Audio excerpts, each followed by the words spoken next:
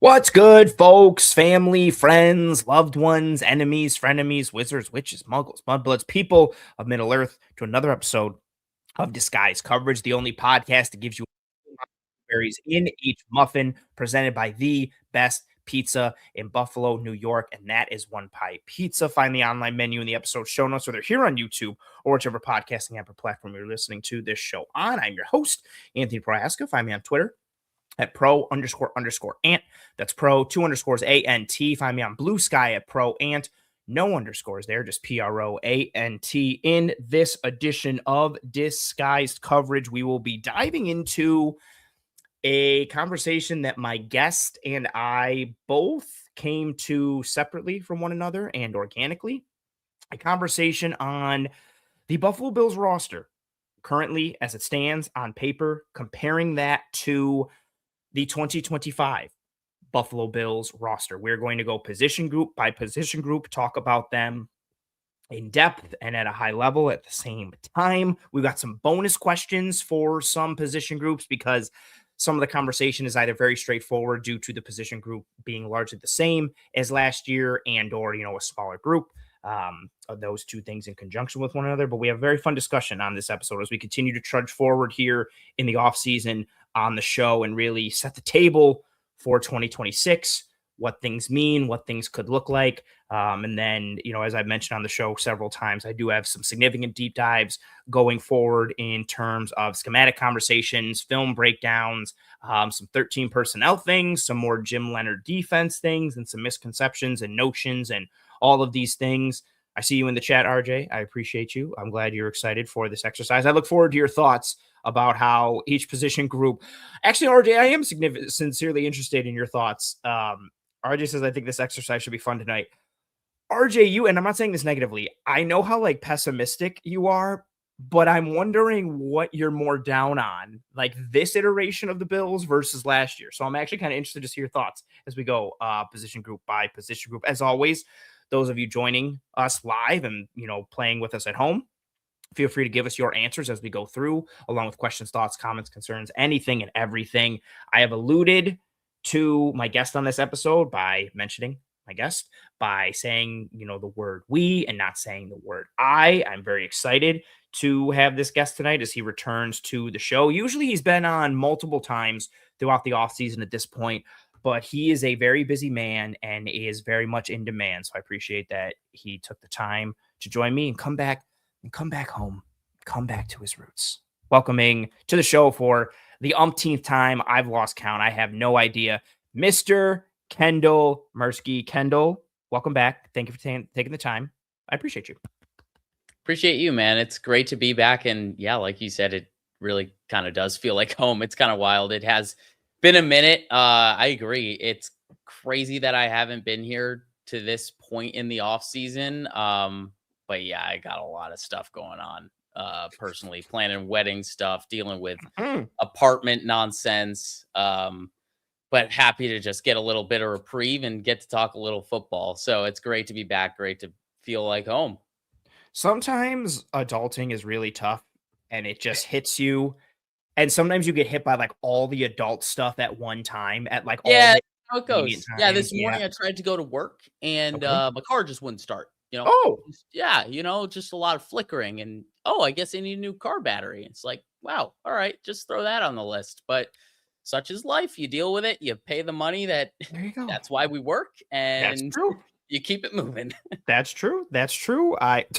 I'm sorry. These are two funny comments. RJ said Kendall's going to look 25 at 75. And I like this comment that says good acoustics for Kendall considering the empty football arena he's passing from. That's very good. I had a similar car issue back during January, February. I drove somewhere completely fine. All good. Got to get back in the car. Wouldn't start.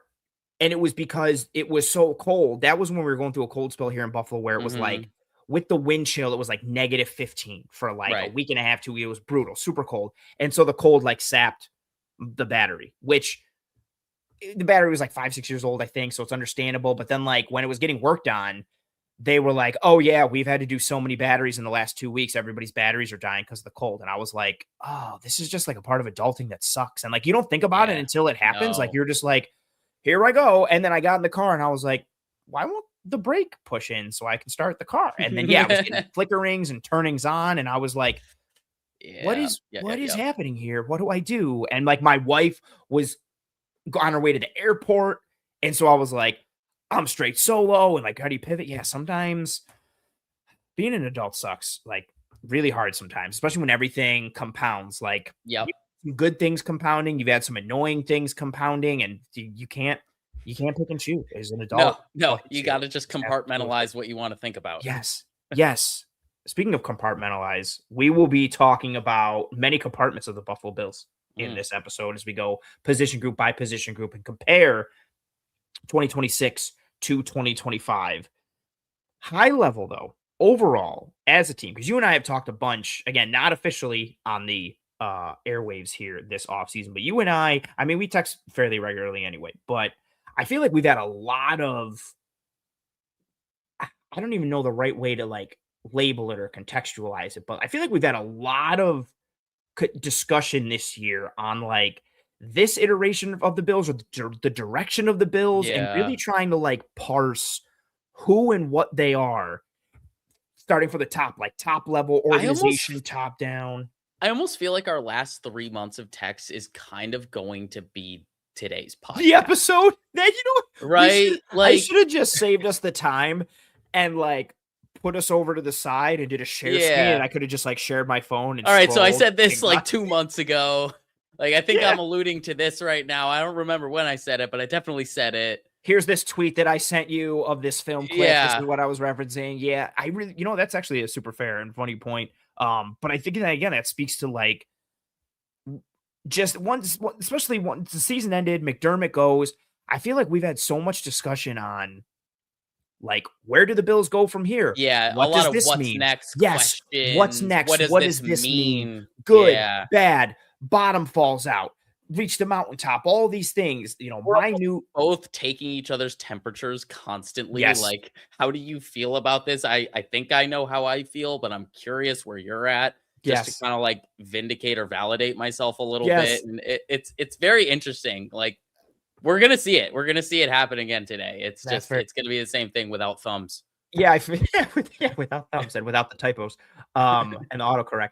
Yeah, I feel like we choose, or at least speaking for myself, I feel like we choose each other as sounding boards for thoughts and Yeah. things. And like, I'm thinking this. What are you thinking? And it's like, dude, I was thinking the same thing. And it's like, okay, great. I feel validated, but also, I didn't want that to be the opinion that I had. Hey, Now I'm like but worried and annoyed. we will have the disagreement, I think, at wide receiver. I think we'll get to see it Mm, here. I mean, we've kind of come around a little bit. I think the discussion today on wide receiver will be a little bit different from the yes, discussions we've had through text, but it'll probably come up like that is probably the only area of the roster I expect that we'll disagree at any level I today. think for the bonus question, probably. I think for the That's kind of what I initial mean. yeah, that's fair. That is very fair. That Yeah. is very fair. Ooh, a little foreshadowing. Everybody's like, "What's the bonus question? What is it?"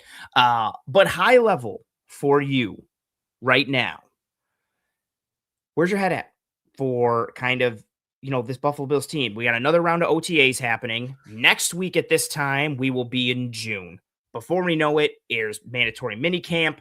There's training camp. There is the preseason. Will blink, and the NFL regular season will be here. We are moving closer and closer. Not even inching at this point. It's like footsteps at this point. Like not Mhm. literally with your feet, but like feet versus inches with the season ever approaching. Where's your head at with this Bills team? How you feel is the roster is like 97, 98% locked in. We know kind of who and what they want to be to a degree. We're hearing Mhm. some presser stuff. We've seen the roster. Things could change a little bit, but everything holistically, is there one thing you're aligned on?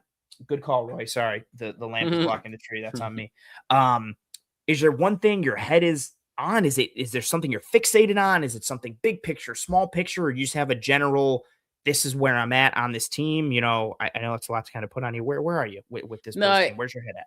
I think it's more of just kind of general feeling out process because of the year of transition. Like, we tried to do the mini transition, the mini reset under McDermott in his Mhm. latter years, and I think that came with a lot less uncertainty, obviously. And with the coaching personnel change, yeah, of course, Joe Brady's still someone that we had in house last year, but there are a lot of changes around the coaching staff and a lot of changes schematically. And I think this year just brings a lot more uncertainty this offseason and a lot more questions as a fan base that we kind of just want answered step by step. And you can hear it in the urgency in every single press conference. Like those media Mm, members are really trying to ask the right questions because they can feel it from the Bills fan base. Like there are a lot of questions that still need to be answered.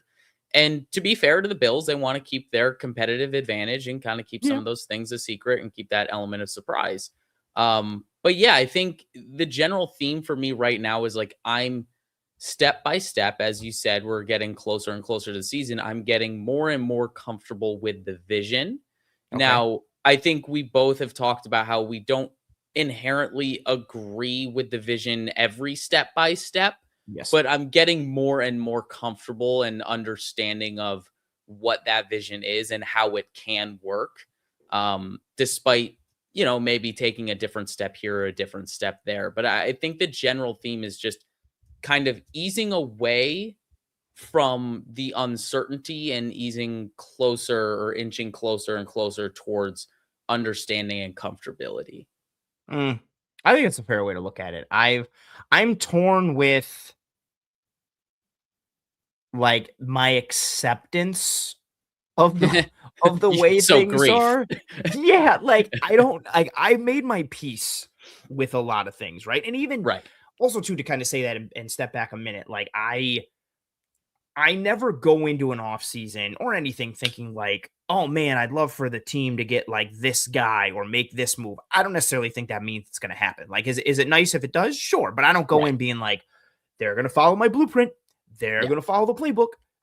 It's never been that way. I mean, you and I talk about that every year with the way the Bills draft classes end up, and we're Mhm. very much like, man, they didn't really hit on the guys like we wanted or the positions, and then Yeah, I those think draft since we classes. started talking, we haven't been happy about a single draft No, we class. haven't, and I more often than not, those draft classes are kind of meh. Yeah, Um, which is why the whole like comfortability thing is hard to say, but yes, you gotta be optimistic at some point. and I'm I don't know, and even in doing this exercise and kind of moving forward in general, I've been trying to parse like, okay, am I fine with it to the point where I'm like, no, I think things will be fine and okay, or have I just accepted that this Mm, is what it is and been like, we'll see what it is. Like, oh well, yeah, whatever happens, happens type of deal. I still don't know like where I am on that spectrum. I keep coming back to it's a great point. if thank you. I keep coming back to if Jim Leonard hadn't been hired as DC, Oh my god. I would largely feel quite underwhelmed to negative and or disappointed about like the team in general, not just the Mhm. offseason, like the direction of the team. If Jim Leonard wasn't it's really him, and I don't want to say solely, but largely him that is Yeah. keeping me like on the fence or positive or kind of like, oh, we'll see. Cause I do have a ton of faith in him. And even though I think the ceiling is limited this year somewhat, and not even somewhat, I think the ceiling of the defense is limited because they couldn't necessarily get all the body types or archetypes they ideally could have wanted or had potentially against all. Presumably wanted, Yes, right? Like, presumably. We don't yeah. know. Like, we don't know. Maybe this is exactly what Jim Leonard wanted. And if that Yeah. is, I'll tip my cap because I do trust him very much. But yeah, if not for him, I would find myself, I definitely think more down than I have been in previous years. And that doesn't mean that it's because I'm a Sean McDermott truther and I think he should still be here and all these things. You know the floor. Yeah, I know the floor. And I feel like very much that everything we've seen this offseason and the communication from Bean and Pagula and Joe Brady, and their actions and what they've said about them, but even just kind of reading what the actions are and then also taking their words at face value and at Pagula as well. This offseason to me, again, it could be completely wrong. We'll see what some of the players from last year are, what the guys they brought in this year do. But this offseason was just not one for me. Like, okay, you fired McDermott and you made all these statements to get yourself over the hump, and then you've largely operated in the same manner and style that you have all these previous Yeah. off seasons in terms of archetypes, positions, all these things. And I'm not necessarily saying that's bad. I think they're No. still going to be fine largely. But I think that's kind of where I'm at too, is like I feel like you had a wound, and instead of like going in and completely disinfecting it and cleaning it, you're still just changing the band-aid. And it's like, okay, cool, we're not bleeding, but I know there's still a wound and I'm still just doing like a band-aid. I don't know if that's the best analogy or metaphor No, it's for it. not bad. I think it's a matter of perspective, though. With that analogy, you think about it like, I think the way we're perceiving the wound could be deeper than the way the organization is perceiving the wound to be. Right. And Fair. I think that could be the disconnect. And we won't really know how deep the wound is until we get further and further along in the season. But I Yes. think that really is the analogy. I don't think it's a bad one at all. Thank you. I appreciate you for that. Yeah, and I think that's kind of it, tied into it for sure with me. And even within that, like I still can't get past, maybe this is me like, being not stubborn, but even just hearing like Brandon Bean at the combine being like, oh, it'll be nice this time, this offseason. I'm paraphrasing, but it'll be nice this time to, not be hamstrung or handcuffed with wanting certain guys and this and that. And it Right. was like, oh, okay, he's throwing shots at McDermott. We're going to get some changes. And then you went But then out he and does the followed the same. same Yeah. exact. And again, that Bradley Chubb is not a bad player. I Nope. don't think TJ Parker is a bad player, but you took two edges that are Sean McDermott would have taken those edges. And I think that's part of it. What frustrates me too is using that small example as a microcosm. I feel like there was a lot of narrative pushing internally from the Bills and implicit, kind of puttings out there, or implicit like thoughts put out there, words put out there, and some explicit statements as well that were very much like, oh, well, he was holding us back and things are going to be different. Then I was like, well, you guys just did the same Sure. thing. And I think that gets at me too. Like there was this notion of, you know, where this year, guys, wait for this offseason. It's like you guys did the same thing. And even that too was like, I didn't really expect it because I was like, how are you going to do these changes? You don't have any money. You don't have a Mhm. lot of draft capital.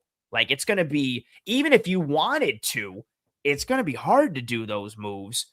But you still could have deviated from the script a little bit, but they stuck almost exactly to it. Yeah, and I think even the ones that I think you can make the biggest case for when people say like, oh, you know, the Bills wanted more bite and edge, on defense, and they went Right. out and got Chauncey Gardner-Johnson, and they got Davis Igbinosun, and I agree Chauncey probably is not a Sean McDermott guy with, some of the character things and this and that, but like even people like, oh, like Igbinosun, physical, press corner, long, chippy.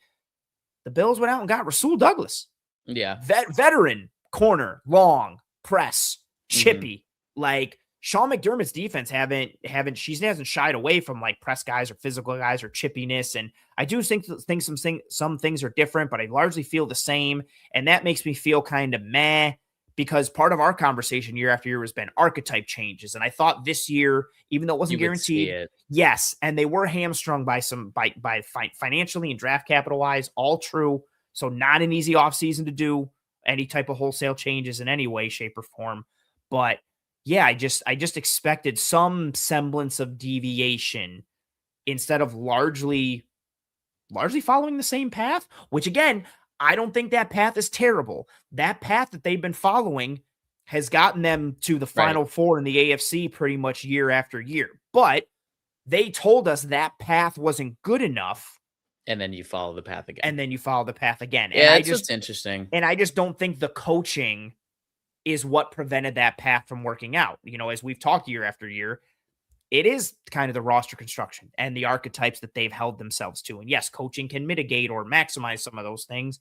But yeah, I still feel weird. I still feel Joe said I'm late, but happy to see Kendall got to join you while he was touring the new stadium. These are good ones. Yeah, I just feel weird. And I don't know if that's because I'm caught in the middle of like, okay, this is fine, or if it's just I've accepted it and I'm dead inside. It's interesting talking about the whole archetype thing and the contradiction or the hypocrisy around it, because I feel like the changes this year on the defense are so much more subtle than we expected them to be. I think we all did expect those wholesale archetype changes Mm. where we'd see the nose tech, we'd see the bendy edge, we'd see a thumper at linebacker, like we would see all of those things. I really thought Leo Chenal was like a slam dunk Bill. Like Right. I would We have bet were my all there. life that Leo Chenal was going to be a Bill, and then it was like, nope, we're going to Or if stay the it same. wasn't him, it was going to be someone similar to him. Yeah. And I mean, to be fair, there's a little bit of that in Caleb Elarm's or. I mean, he's a little Mm. bit lighter, like 20 pounds lighter, actually. But skill Yeah, set wise, Chenal's a like horse. there's similarities from a skill set perspective. Mhm. However, I think those changes that we're going to see from the defense are a lot more subtle and they're not really to do with archetypes, but it's more about like the personnel deployment and it's Mhm. about versatility and interchangeability. And I think there was an emphasis on keeping the core structure of the defense and making sure there's going to be people on the field who have time on task. And we're going to keep these guys on the field as much as possible. We're going to try to stay in our base nickel as much as possible. And we're going to be really good at what we do because we're going to be well practiced at what we do. And Mhm. now I think there's going to be a level of um, matchup variability and Mhm. versatility from the defense and specifically the secondary. And I think we saw a lot of emphasis on secondary versatility this year from Jim Leonard. I think that was like one of the biggest things that he wanted to attack this offseason. And I think it's evident between all the signings we saw. Like one of the earliest signings was D. Alford. Mhm. We assume he's going to play the slot, but then you also get CJ Gardner Johnson, who can play the slot, but we're also assuming he's going to play deep safety. There's interchangeability of where safeties align between him and Bishop. And then you also draft Kilgore. Maybe who knows what we're going to get from Kilgore this year, but still, Sure. like, you don't necessarily know where he's going to be aligned from play to play. And he probably could serve as a big nickel if needed. He probably could serve as a deep safety or a box safety. Like, I think they gave themselves a lot of answers in the secondary to Mhm. deploy against different offenses and different Agreed. personnels from offenses. And Yeah. I think that was a big checkbox for Jim Leonard this offseason. And his biggest thing is always like be the dictator, don't get dictated to. And I Yes. think by doing that, I guess maybe with the secondary first, because that was his specialty, right? Mhm. That's where he played. Maybe that was his top priority to be the dictator from the secondary side of things first, piecemeal things together on the front seven, and then maybe attack the front seven next offseason. Yeah. Because to be fair, like the youth of this roster on defense was in the front seven. It wasn't in the True. back seven or the back 4, 5, whatever. So yeah, that kind of feels like the subtle change that we saw this offseason from the defense. But I'm right there with you, lockstep, thinking we were going to get wholesale archetype changes, and maybe it's just coming next offseason. Yeah, I thought it would be. I feel for me like wholesale. I feel like is across the board, and I didn't expect that. But yeah, I thought like okay, I thought we'd either get smatterings or Mm, sprinkling at multiple spots, or like one significant deviation. And yeah, it just felt like everything largely stayed the course again, which isn't terrible. I do think the secondary is a different is a definite. I combined definite and different and made different is a definite departure and different element versus years past. Like, and we'll get into the details of those changes and how it compares to last year. But I like what they've done in the secondary, especially at the safety spot. Headline, of course, by Chauncey, who I've wanted for years, mhm. and Jalen Kilgore. So yeah, I do think the secondary is much more well equipped than the last year's was, but just at safety alone. But I think the combinations and how that ties into the larger structure, yeah, I think this will be fun. This will be a fun conversation tonight. I'm excited. Are you ready? Yeah, let's get after it. All right. So those of you playing at home, we're gonna start on the offensive side.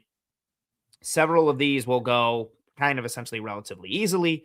But those of you playing at home, let us know as we go through each one, which position group do you like better, 2026 versus 2025? Questions, thoughts, comments, concerns, anything and everything, put it into the chat. Super chats as always get a priority. And I will bring up comments as we go. We will start with the easiest one. I didn't even come up with a bonus question for this because Hmm. it's just kind of like, man, whatever. Quarterback for the Buffalo Bills. Last year, we were looking at Josh Allen and Mitch Trubisky. We will see what ends up happening come preseason time. But right now, we're looking at likely Josh Allen and Kyle Allen. Do you have any thoughts? Is the backups the exact same thing? Do you not care whether it's Kyle Allen, Trubisky, whatever? Josh Allen is the straw that stirs the drink. It is what it is. Or do you have a thought here? I mean, the main thought is ideally from an on-field perspective, this is net neutral, right? Okay. Like Josh Allen is Josh Allen, and hopefully he's the only quarterback that's on the field, so it doesn't matter. But if Yeah. you're evaluating the entire quarterback room as a whole, I will say this is a slight downgrade. Okay. I think Mitch Trubisky is a better backup quarterback than Kyle Allen. I think it's slight. I really don't think it's much of a difference. It's pretty negligible. And like I said, we might not even feel an on-field impact this season. Mm. Knock on wood.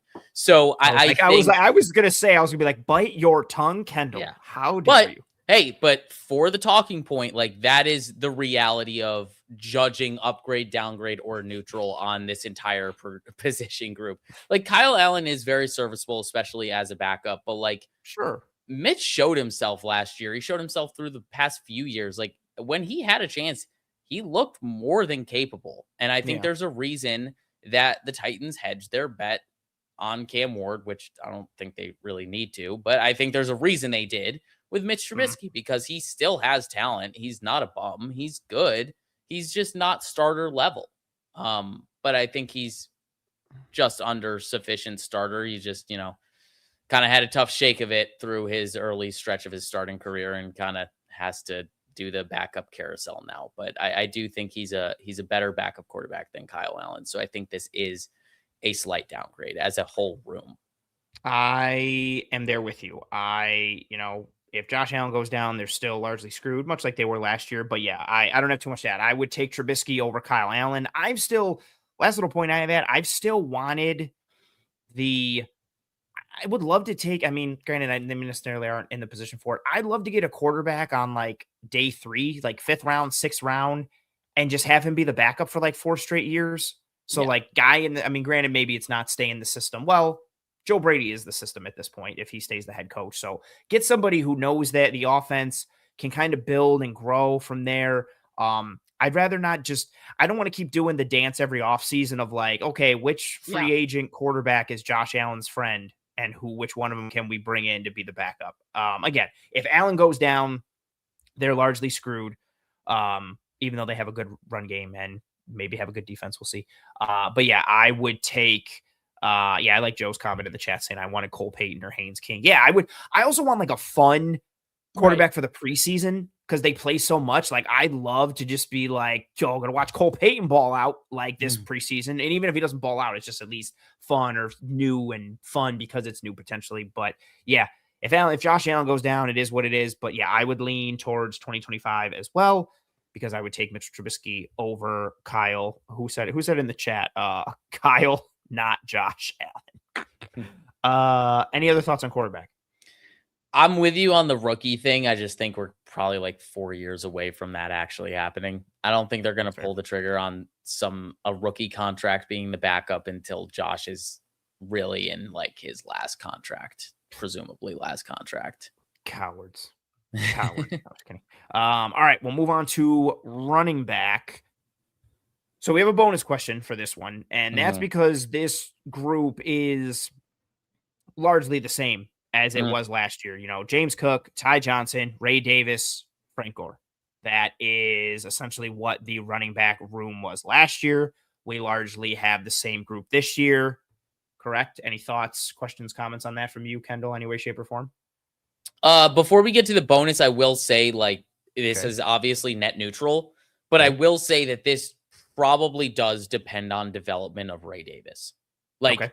as we see this through the season, Agreed. I think this answer and the accuracy of this answer actually comes down to are we going to get Ray Davis the rookie or are we going to get Ray Davis the sophomore slump as a running back? What I also think is interesting with that is, does James Cook continue to dominate the timeshare as And much how as he much did of last that was year. related to the sophomore slump? I wonder. Yeah, like we very much saw a rookie Ray Davis and even Ty Johnson, but Johnson was banged up a little bit last year, if I remember.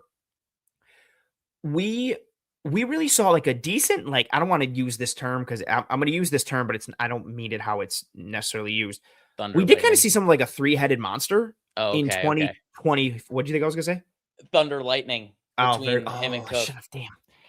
We did see in like 2024 a little more like Cook and Davis and Ty Mhm, Johnson, like a little bit all three of these things. Then they paid Cook, and then it was like it's all it not all, but it's mainly James Cook. mhm. And yeah, like I wonder, was that because they weren't seeing it from Davis, or were we not seeing it from Davis because he wasn't really in rhythm because he wasn't really getting touches and it was all going through James Cook. And then James Cook led the league in rushing last year. So it's like, do you really deviate from that at all? I am interested in, oh, fair comment from Joe too, saying, I wonder if the kick returner role bled into Ray Davis as a pure runner in the offense. Maybe the expanded role was a lot on his plate and took time. Fair. And Joey says Ray Davis is the greatest returner we've had in years. Yeah, I wonder, do we see more Ray Davis this year and or just less James Cook? Like, is there more of a rotation? Do you want to keep Cook fresher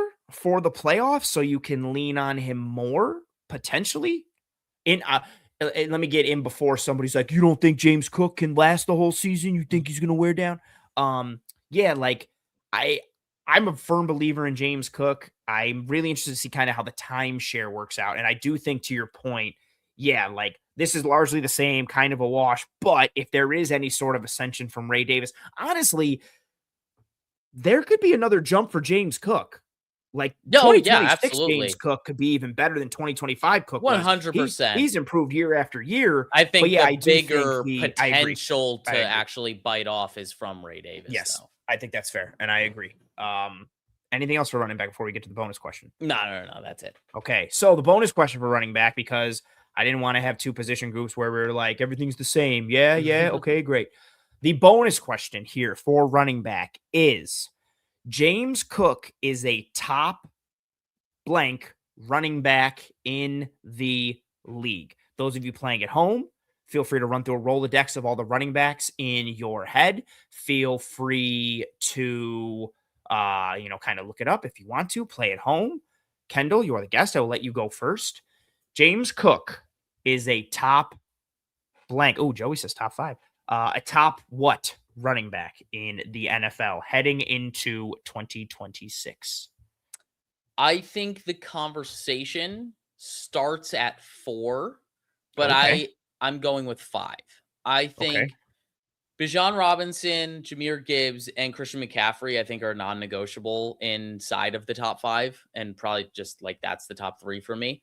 Okay. And then for me, it's a grouping of James Cook, Jonathan Taylor, Devon Achan, Saquon Barkley, Derrick Henry. They're all kind of vying for those last 2 spots in the top 5. Mm, So I think depending on your flavor, depending on what you think of those guys, like it's really close. I think it depends on if you're someone who's evaluating based on traits, if you're evaluating based on physical traits, if you're evaluating based on production. It really depends on how you're evaluating this thing. But yeah, like someone just said, pass game impact. Like mhm, that's a mhm. big part of it. Like Achan has more pass game impact than really anyone other than Bijan and CMC in the league. Right. So Achan's it a depends monster. where you're valuing this, but I think you can start the conversation for James Cook as top 4. I think it's a harder conversation to have, but I think it's very realistic to try to fit him into the top 5. I agree. I think if you tell me he's top 5, I will buy it and I will not balk too much at it. Um, I'm largely in lockstep with you. Again, this is all I don't want anybody coming to be like, Christian McCaffrey's never healthy. Like, how do we factor that in? So on and so forth. This is like if guys are playing, if they're Yeah, healthy, if they're good to 17, go. yeah. Yeah. I would take, so to your point, I think, who's your number one? Bijan? Yeah. Yeah. It's Okay. hard not to say Bijan. I can't not say I love Bijan Robinson, and Yeah, I will same. not be moved. I've The just been like Texas tape waiting. The Yeah. Texas tape like lives in my brain rent Yeah, free. yeah, I will never. I was watching what was I watching? I don't know what I was watching like last week or something, but I was watching a defense and they were playing the Falcons and I just kept getting lost and like I forgot the plot of what I was doing and instead just started watching Bijan. And so I just went and watched Bijan He like a bunch from last year. Like there's a clip. Oh, I was watching Vikings tape. Vikings defense. There's a play last year where he's not it's not supposed to be a run and they're lined up in shotgun. And the center like snaps it not towards Penix, but he snaps it to Bijan. And Bijan's like not ready. Like Bijan's getting set and the ball just hits him in his gut. And he catches it and just runs past 2 or 3 defenders, shakes him, and he turns into like a 17-yard gain. And I was just like, yeah. Bijan, like, He had the most fun tape I think I've watched since I started doing this in like 21. It was so much fun. He's so fun. And I know did, people probably make the same argument for Jahmyr Gibbs because he's a lot of fun. I'd probably yeah. argue his NFL tape is better than his college tape. But Mm, like Bijan is just he's so gifted. It's the same kind of conversation we were having about Saquon, but I feel like he's actually realized it to a level that Saquon didn't, and that probably is because of injuries at the end of oh, the day. like if Saquon doesn't get hurt early on with the Yeah. Giants, I think it's a different Yeah. conversation. Jeremiah Love is also like a wonky one because I feel like Jeremiah Love is in the Bijan Robinson Yeah, we prospect gotta see it conversation, first but though, you exactly, know? we've never Yeah. seen. Yeah, so I'm Bijan is my hard one, not even close. Um, the heart wants what it wants, but the tape also never lies. Who is your so it was what Bijan, Gibbs. Gibbs is your 2? I think so. He's probably 2A, 2B with CMC. Like, Okay. I could Fair, go either way with either of those fair, guys. fair. I think that's solid. I personally, nobody yell at me. I would put Achan ahead of Cook. I get it. Um, I didn't I'm you curious if you're gonna name anyone that I didn't put in this grouping that's no, I fighting think for the it's last few largely I spots. think That's the he's thing. in I think he's in that conversation. I just think like some names I put ahead of him. I was also Sure. about to say too, I thought I thought you loved Acham, but it was Isaiah Spiller. I confused It was, my and I will Texas die A&M. on that hill, unfortunately. Well, I'm dead on that hill. No, I didn't even mean well, I'm dead on that hill. I didn't mean to do it like that. I No, was no, gonna no, no, no. I We was literally all like miss. Hey, we all miss. I It's was part of literally gonna being be like human. I was literally gonna be like a big props to you for your Achan love. And then I was like, No, wait, no. no. I was kind of out on H. I didn't think I he was actually gonna I hold up, but they've done a good job with him. I guess Mike dude, McDaniel's done a good job with him. yes, he's so like I thought his contact balance was better in college than he got credit for. Yeah, I would put Achan again. I think they're in that same tier in conversation. But if you gave me a choice right now, like you can Right. pick Achan or Cook, I would pick Achan. I still would take CMC. I would still take Saquon over Cook. Yeah, I it's do hard to argue so against. yeah. So I do think the conversation can start at 4. If you tell me he's 4, I will not balk at that. Or go crazy.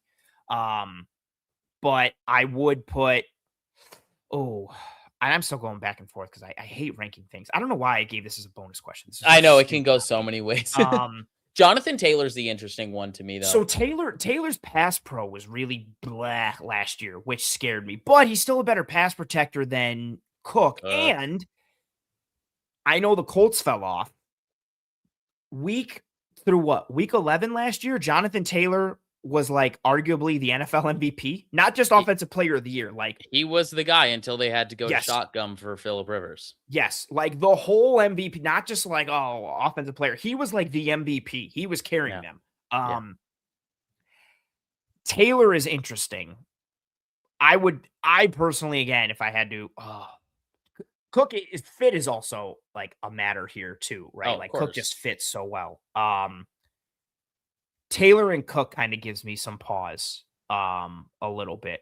I also really like Josh Jacobs, but I would probably lean Cook, especially from like an age standpoint, miles on the tires. Exactly. Somebody else who I love, I wouldn't put him ahead of Cook. I don't think Bucky Irving gets talked about enough. Is like these are just my thoughts. This as I went season and went was through, an like, issue running for backward. him, Yeah, but because I he was agree. hurt, banged But up. I I agree. think Bucky Irving if he stays healthy this year, Bucky Irving cements himself as like a top 10 running back. Bucky Irving is sick in all facets. I also too, like, again, these are just my notes as I went through like all the running back rooms and different things. Breece Hall is still one that, like, if you told me you want to take Breece Hall over Cook, I don't balk at that. So I think Cook is a top 10 running back for sure. I think 4 is the, how are we phrasing that? Because I was confused. Four is the I was floor, saying the it's ceiling? where the conversation starts. So that You makes can't- it, so 4 is the ceiling, Yeah. right? Okay. And then I think 10 is, not even 10 is the floor. I think he's firmly in the top 10. You could tell me he's top 5, and I would say Josh Jacobs is in jail. Yeah, he was I don't know the actual I thought someone mismade it. I didn't know the comment. Someone was No, like, it's "The one in prison." real. I was It's like, what? real. I actually took him out of my notes for this. Because I also love Josh Jacobs, the football player. Apologies. I Oh, believe did it's he do something? strangulation. He did what? Yeah. Oh, Arrested on 5 charges, including felony strangulation. Yeah. oh. It was reported like a few hours ago on the Insiders. Why can't people just not do I know. bad things, man? All right, so out. Damn, I was not expecting No, it was a tough one. I was these like comments literally back to mid back. notes. I was literally Dude, mid notes doing my top I didn't whatever know what running this backs, and I was comment like, was. Josh That's Jacobs. Oh, what? Yeah, Josh Jacobs. this comment that said the one in prison. I was like, what is this referencing? And then the next comment was Josh Jacobs is in jail, and I was like, I'm sorry. Yeah, it's a tough one. Oh, why can't? Just got to be smart. Man, why is it so hard to just not be awful? Sometimes. Yeah, so running back, my bigger takeaway here is how tough of a conversation I think this is. But I think running back I'm in, position is very good, but yes, they struggle to get paid. right? It's crazy. Yeah, we were talking about Saquon getting Cole Kmet money a couple of years ago. That's how the running backs get paid. Yeah, I'm fine if you want to say he's top 5. If he has another year like he did last year, not necessarily leading the league in rushing, but if he has another like top 3 yards performance year or where he's like, again, I know Josh Allen is Josh Allen. James Cook was kind of the engine of the Bills offense. Oh, for sure. So 100%. if he has another year like that or improves in some area, again, it could be better, even better with power, contact balance. It could be better production and ability as a pass catcher, could be an improvement in blocking, anything. I'd slam onto him and slam him down as top 5 easy. Right now, I'm gonna say 6. Yeah. I think it's totally fair. Like going down to 7, 8-ish, I think is totally understandable. I think it's really tough to push him out of that top 8. Yeah. Especially knowing like you could make arguments for him at 4. But yeah, it's a flavor thing. It's always a flavor thing. Always. Especially when there's this many names to work with. This is also, and this is a fair comment too from Nicholas, adding the back end saying like, I'm interested to see Achane without McDaniel, which is very fair. Oh, it's a great question. I'm very curious to see too. what he looks like. I mean, not sure it's going to be a great evaluation this year. Just with that's fair. That's also tough too because they have nothing in that Dolphins offense. James Cook is very fast. Achane teleports. Yeah, it's different. Achane is a 6'7". Oh, I didn't even mean it. A good call, Joey. Yeah, I thought you were getting close to it. I didn't. I really don't miss those opportunities. I'm bad. I missed the Josh Jacobs news. I missed the 6'7" opportunity. Yeah, Achane is just, his speed is just, I hate saying that because people are like, yo, he's different. He really is different. Yeah. Like it's just different. So yeah, I'm gonna say so Bijan, CMC, Gibbs, Saquon, Achane, Cook. But I do think Saquon, Achane, Cook is a tier. Yeah. And they can be fairly interchangeable. For sure. Also, everybody stop sleeping on Bucky Irving. All right. Anything else on running back? No, I'm good on that. Copy that. Wide receiver. I just kind of want to get into the bonus question because I feel like 2026 is better. Yeah, it's Like, 2026. it's Like, we 2026. swapped out Curtis Samuel and Elijah Moore for DJ Moore and Skylar Bell, right? Like, Yes. it's an upgrade. Yes. I think I we will all know it. take yes, I will take I like this. I want to quote this comment from Claudio. Said Jonathan Taylor also has a gear that Cook doesn't have. Same with Brees Hall.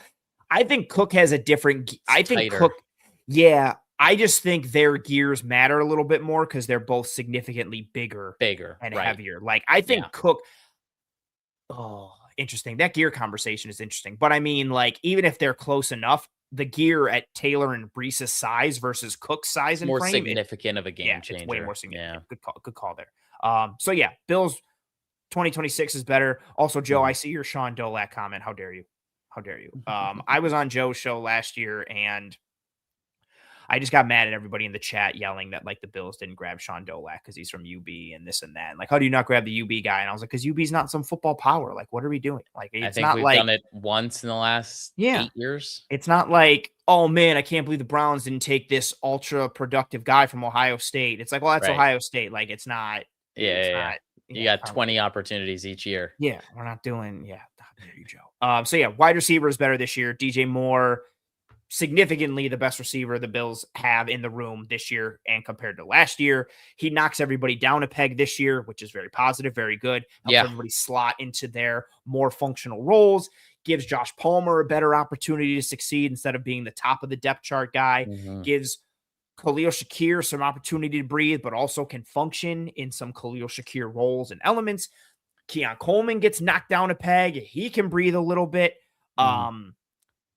I would like this wide receiver room even more. Again, I'm a run the football kind of guy. If Tyrell Shavers was healthy, man, all the duo they did last year, oh, Shavers was such a good blocker. It's gonna have to be Keon, man. Yeah, and it, you know what, it could work out, but Shavers was like Shavers. Oh, I know, it's different. It's not even like oh, he's a wide receiver and he can block, so we like it more. No, dude was like, when he Mhm. was in there, it was like 11 and a half personnel. Yeah. Like, I would take him. You can kind of take this for what it's worth. I would take Tyrell Shavers versus an edge over Dalton Kincaid versus an edge. Healthy Dalton Kincaid? Yeah. I just don't think his frame allows him to do it. And I think Shavers just Holy plays more violent. strays, man. Right? There it is. Maybe not. That's funny. I actually have to think. I've actually, I just wanted to say it, but part of me is thinking like, I actually don't really think that's crazy. I don't think I hate that. But yeah, so this wide receiver room is a better room than last year. DJ Moore, definitely a better, like the best receiver the Bills have had between this year and last year. Any other thoughts on that before we get to the bonus question? No. Let's get to bonus. Okay. I'm curious Bonus how question. we're gonna be on this. I'm interested, and I also want to know where you have them, and then the rooms that you have above, kind of similar to what we did for the running back conversation. So the bonus Okay. question, similar if you can, if not, no worries. Bonus question, similar to the running back conversation. The bonus question here, or the running back bonus question, I should say. The bonus question for wide receiver is: where does the 2026 Buffalo Bills wide receiver core rank across the league? So, similar to what we did, James Cook is a top blank wide receiver, or fumbling. James Cook is a top blank running back in the league. The Buffalo Bills wide receiver room is a top blank wide receiver room in the NFL. Kendall, you are the guest. The floor is yours. What do you have? I went top 16. Oh, okay. I I think don't know they why I went thought you were gonna be like from top 10. No, I can't get there, but I think they went from bottom 5 to solidified at least mid. Like at Oh, the very least, yeah, okay. they're at least mid. Okay. We're Um not really gonna differ. yeah, I thought this was the potential spot that we would because I know that we had a I lot of tell you what different I learned conversations more on about. DJ Moore. Fair. I learned more in this exercise doing this is that I don't love as many wide receiver rooms holistically as I Yes. thought The I depth in a did. lot of rooms are really bad. And Yes. that's what it came down to for me is like, Trying to sure, the parse Bills' that. top Yeah. end isn't amazing, right? It's But the not the depth is best good. thing in the world, but the depth is good enough. Like what? You're confident 4 to 5 deep. There's a Yes. lot of rooms where you're only confident like 2 deep. So like the prototypical, not prototypical one, but the one that really hit me, I was looking at the Cowboys which I have ahead Oh, of the that's Bills. interesting. Mine was the Falcons, but keep going on Oh, yours. Falcons one is good. I picked the Cowboys because Pickens and Lamb, Yep. sick wide receiver duo, top two. I would take that over the entirety of the Buffalo Bills wide receiver room. But it's Pickens and Lamb, and then it's like Ryan Flournoy, MVS, Jonathan Mingo. I personally like Kevontae Turpin. He's just super fun. Even Flournoy can do some things. But Mhm. after Pickens and Lamb, it's like, Two uh, Flyers and Turpin yeah. and And Flournoy. so Yeah. I look at the Bills top to bottom, and I'm like, okay, like the depth is better, but Pickens and Lamb just Yeah. clear it and pull Very different. And everything I'm away. and I'm going to rank the Cowboys as a better wide receiver room because of Agreed. that top end. Like I'm sorry, but I am. Yeah, agreed.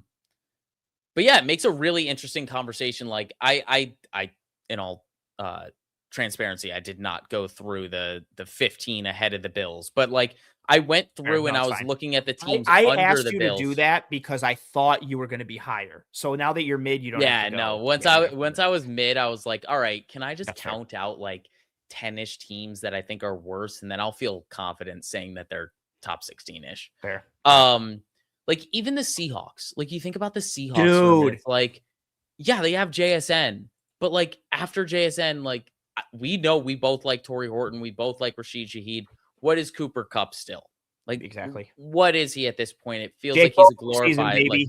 Jake Bobo, well, baby. everyone's been doing Jake Bobo I since know. Jake Bobo graduated But from no, UCLA. that's a good one too. Cause like, would you rather have, let's play that right now, real quick. Would you rather have the Bills wide receiver room or the Seahawks wide receiver room? I'd rather have the Seahawks wide receiver room. Okay, I would, agreed. And now because is like that how much of that is carried by JSN versus your love for Shaheed?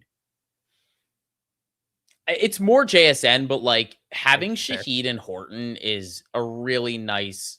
Like, okay, we have some guys waiting in the wing. Well, I guess more Horton is waiting in the wings than Yeah. anything. He was sweet before he went down with injury last year. But again, 100%. we both liked him for years at Colorado State.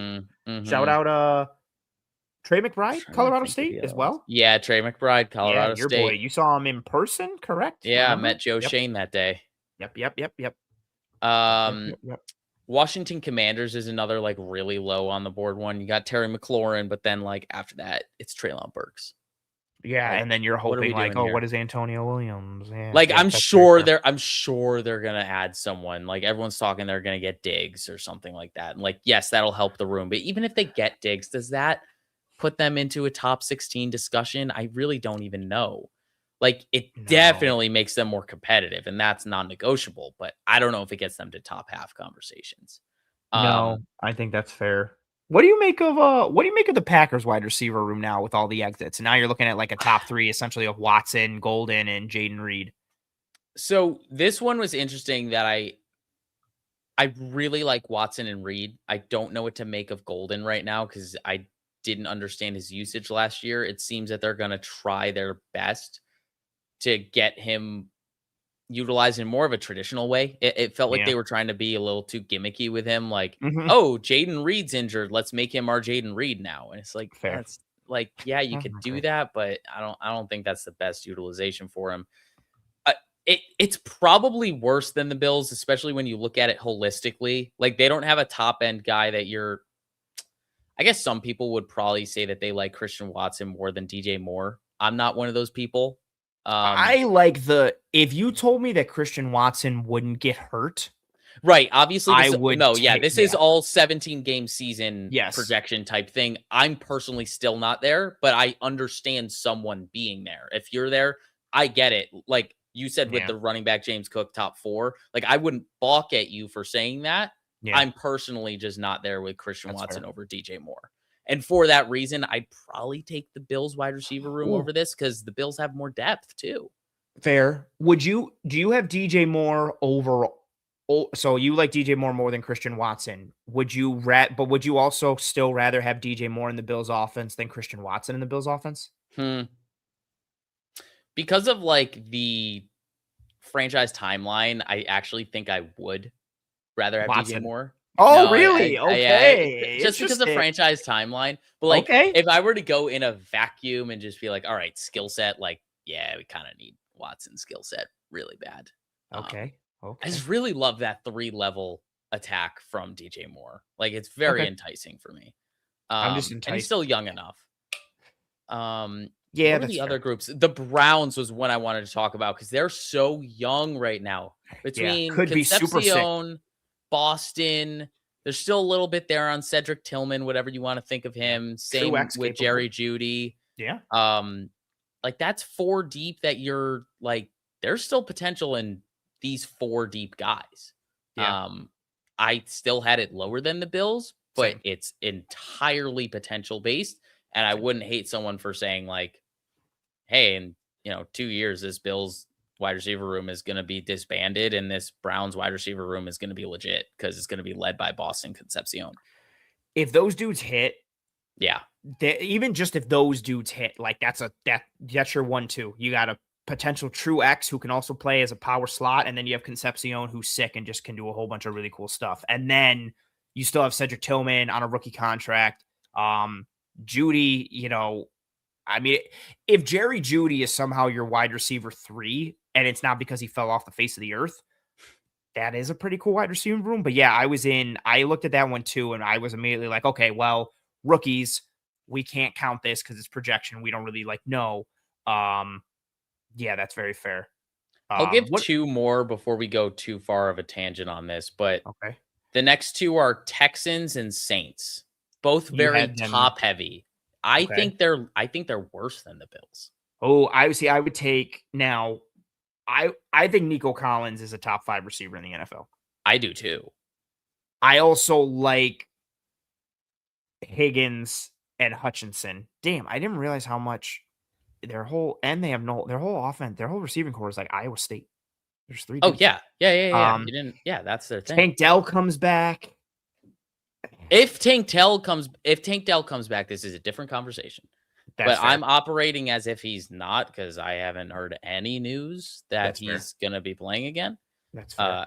I'd love for him to. He's on my dynasty team. That's fair. Um, I would take the Texans because I think Nico, you get a top 5 dude, and then I think Hutchinson and Higgins and even Noel are serviceable enough in tandem with Nico. Now, if Nico goes down, again, like this is this all just like room if. is It's I know scary. it's an if, but like that You room need gets scary Nico. quick. Yeah, it does get scary quick because then you're looking at everything. And he went down last year, so it's not like out of the realm of Mhm. possibility. I would take the Texans ahead of the Bills, but that's Nico's doing a lot of the heavy lifting there. I like the Yeah. Bills' room in totality, but Nico pushes them Yep. over the top, and then the It's a pieces in trump card conjunction for with him. sure.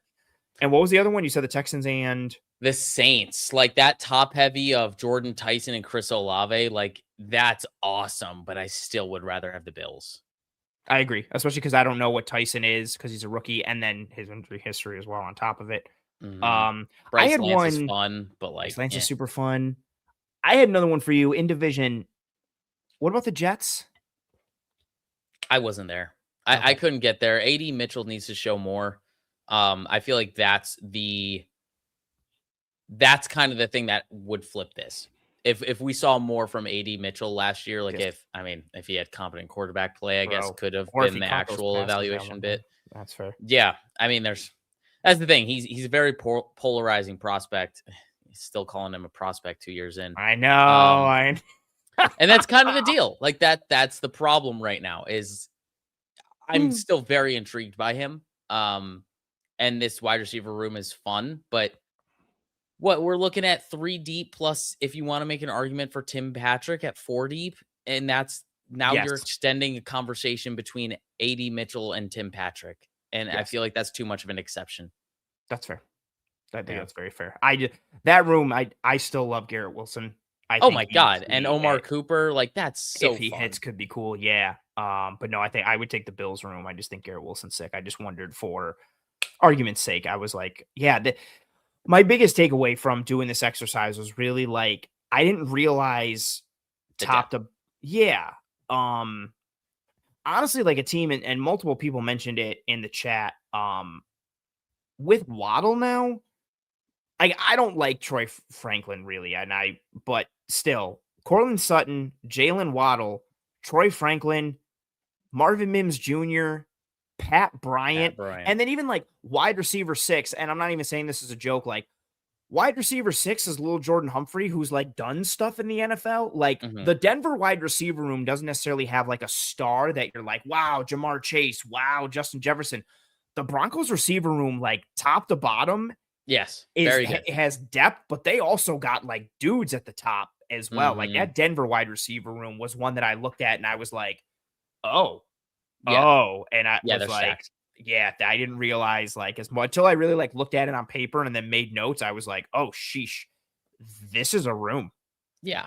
It's a deep one. That's a really good wide receiver room. I kind of wish they made a little bit more room. I hope Pat Bryant gets more playing time this year is really all I want to say.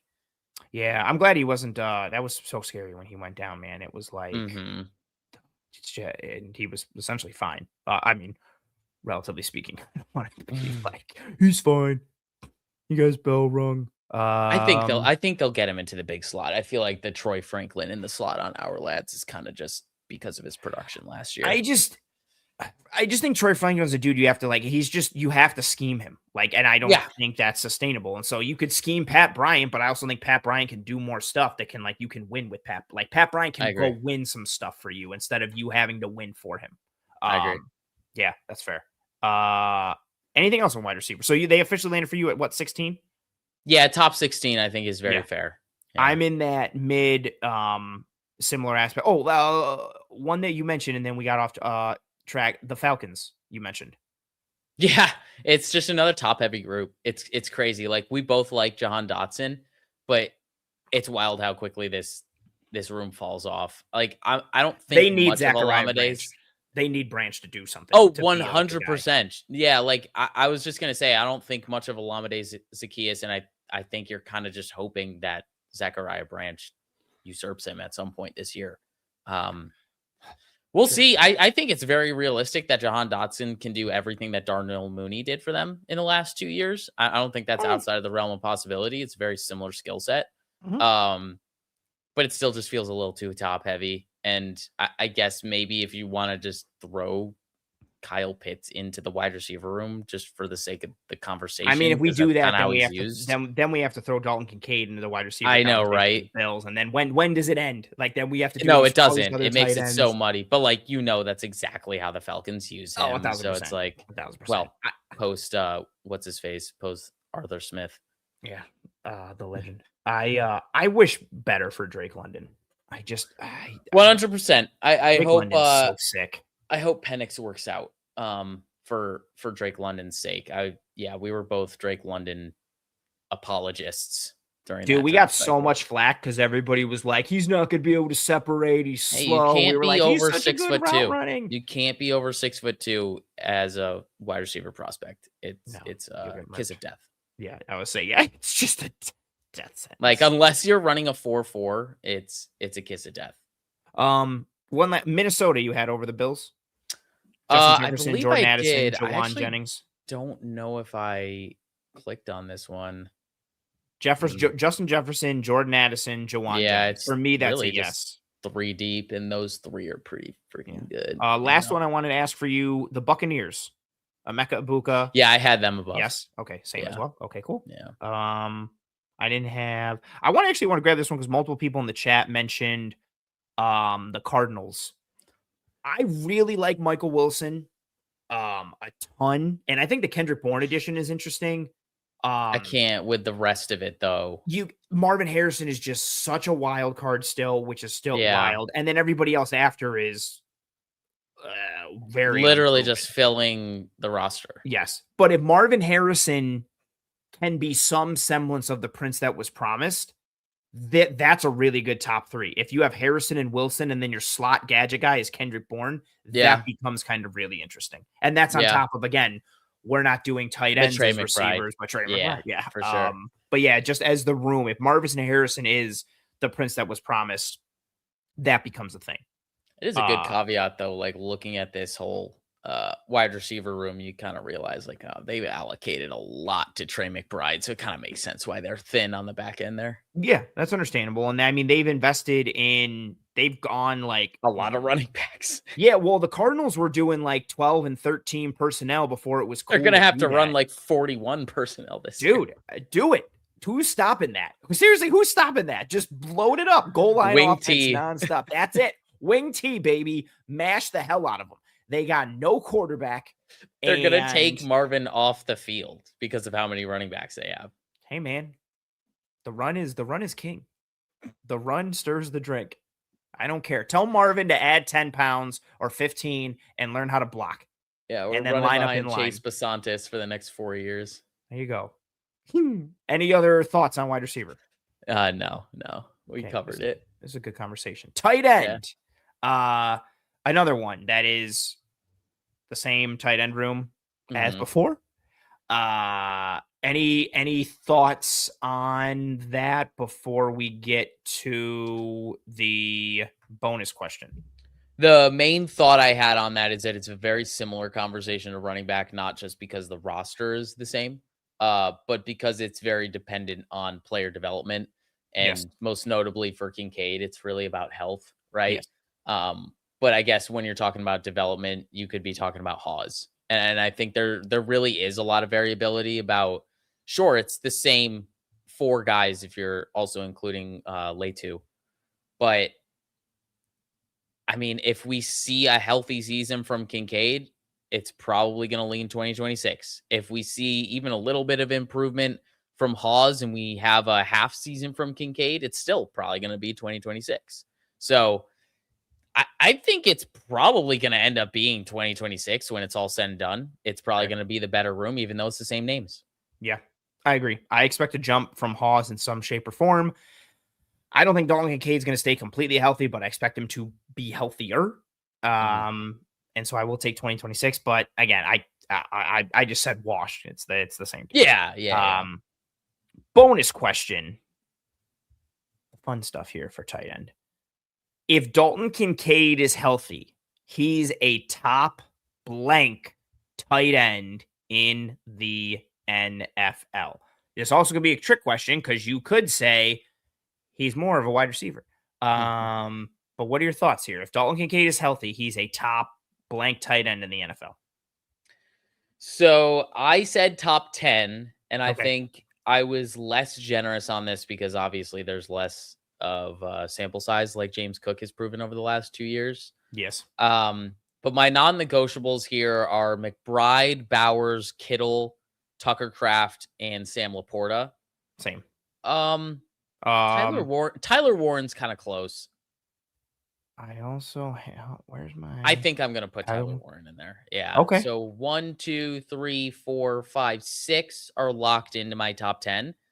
So that leaves 4 spots to be negotiated. I think if we get a full season from him, it's pretty realistic to throw him in there with the likes of. It depends what you think about Colson Loveland. That was my big question for you, Colston Loveland. Like if you had to pick right now, you can pick one tight end for your team, Colston Loveland or Dalton Kincaid. Who are you taking right now? Probably Loveland, just because of like the inline stuff. Blocking. Yeah, exactly. And like there's just a more complete skill set. We saw more of a full year from him. I mean, he was also kind of onboarding as a rookie, but but still, like we saw it. Think you can make an argument for Kyle Pitts. Think you can make an argument for Jake Ferguson. Other than that, though, like it's really up for grabs. Like Travis Kelce is obviously going to deserve to be in the conversation, but we know he's fading. Harold Fannin? Not there yet. He's an interesting one where his skill set is just so unique for the position where he's just got that like kind of halfback, like he's almost like a soup. Well, Tyler Warren is already souped up. He's almost kind of like a souped up different version of Tyler Warren. It's almost like they're shades of one another, but Warren has more like gadgetry and schematic usage. I see him more as Okonkwo. Oh, like a souped up Okonkwo? Yeah, I don't know why, but I see him more like that. Either way, like Fannin has all the potential in the world, and I'm probably slighting him by not saying he's in the conversation because I mean he is. He produced with bad quarterback play last year. But I think Kincaid, if he plays a full season, like we've all seen the skill set. Yes. We know when he's healthy as a receiver, he is smooth, he is fluid, he is just different. Like he really looks natural as a pass catcher. And he looks natural as a ball carrier as well. And True. I think, yeah, we just need to see those 17 games. And I don't even know if we're going to get it. But honestly, I think if we get 14 games from him this year, I think it's pretty realistic that he's Mm. looked at as a top 10 tight end. I do think he's top 10. For me, the biggest health is obviously a huge piece. The bigger thing for me, and I've said it a bunch, just eh, because you can't really line him up in line, like he's limited for what you can do with him. Hmm. And I had sent you this tweet before, and I think I even read it on the show previously, but even the idea of like him being on the field is kind of like a tell, which also Yeah. limits. Yeah. Out of 106 tight ends in 2026 with at least 100 snaps, Kincaid, this is where he ranked in positional alignment rate and usage. He was in line 32.6% of the time, which is 101st out of the 106 tight ends. He was in the slot 43.5% of the time, which is the ninth most. And then he was lined up out wide or split out 23.4% of the time, which is third most. So he really wasn't in line at all. And then in general, the Bills ran the ball towards Kincaid's side, wherever he was aligned, 30.2% of the time, which is 104th out of the Hmm. 106 tight ends. And then when lined up in line, the Bills ran towards Kincaid at a rate of 26.8%, which is 91st out of 92 tight ends with at least 100 inline snaps. Like, if he somehow is in line, duo ain't coming. Like, they're going mid zone weak. Like, it's going the opposite side. And I'm just using that as one example. Like, the inline capability or lack thereof for me is so limiting. And it's so hard for me to parse what he is and where to put him because he is a mismatch creator. He's a Hmm. very fluid route runner. He has a Hmm. great feel for space. He understands coverage. He has good hands. He's fluid. He's technical. He's athletic. And we'll see what happens with DJ Moore, but he's really the only guy that Allen throws to with anticipation because he trusts he's going to be where he needs him to be there. I have Um, never thought about that, but so true. right? Like you watch him, like he'll Yeah. throw it before Kincaid clears the backer because he Uh-huh. trusts he's going to be He in that just window, knows. be in this spot. And that was there very early on, like, even rookie Yes, because season, like, Kincaid there was he's a got a great. chemistry. There's Yeah. JSN has ascended tremendously, but there was legit talk in that draft class of like, who's the better pass catcher, Dalton Yeah. Kincaid or JSN? And I value Kincaid a lot as a pass catcher. It's just if I'm looking at a tight end in totality and you can't function Right. in line and you are a tell, then essentially you're more of a wide receiver. But you still can be impactful as a tight end because you can still do some things that a wide receiver can't. And the conversation builds and goes and builds and goes. Mhm. But you can't put him in line, and the Bills don't put him in line, and the Bills don't even run towards him. So for me, there's mitigation, there's usage mitigation for him in abundance, and that's not even considering the health piece. Um, I do think he is top 10 though. Like if I'm just going right down the board, I am taking I'm just gonna I have our lads pulled up. I am taking Kittle, I am taking Trey McBride, I am taking Cade Otton. No, I'm just kidding. I'm taking George Kittle, I'm taking Trey McBride, I'm taking Tucker Kraft. I'm taking Sam Laporta. I'm taking Colston Loveland. I'm taking Brock Bowers. Tyler Warren is a really. I think I'm taking Warren. I'd probably take Warren. I also think I'd take Harold Fannin. I'm late to the party though. I didn't really watch any Browns offense last year, Can't and blame then you. I've watched it. I watched it in like spurts this off season, and I was like I knew Harold Fannin was sick, but I was like, oh, Yeah. um, so this might be recency bias of like the last person I interviewed was great. And I'm like, he's the best candidate. And then it's like, well, the first four guys you interviewed are also great. You're forgetting. So yeah, I think he's top 10. He's close there. And see, this is a fair point from Charles, who says like that's why they got to lean into 13 personnel and split Kincaid out wide. It's either a Mhm. smaller corner or a linebacker in space. Agreed. But that's still a thing where like either the verbiage of like that's why you gotta do this, that's why like you have to be very purposeful with him to use him, and that is on the one hand, good, because it's like, well, he's got this skill set. You want to lean into it, but it's also bad because you almost have to operate in that way. But I do agree with this, Charles. You know me. I've said it on the show a ton of times. Go 13 and have Kincaid and Hawes attached to the formation and split Dalton Kincaid out wide and say, what are you going to do? Are you going to match him with a safety, a linebacker, a corner? We can win that matchup in kind of whatever speed you want. On RJ's comment here, if Kincaid can find a way to be healthy, wouldn't that also mean he could become a better blocker? I'm sure having two awful legs doesn't help blocking.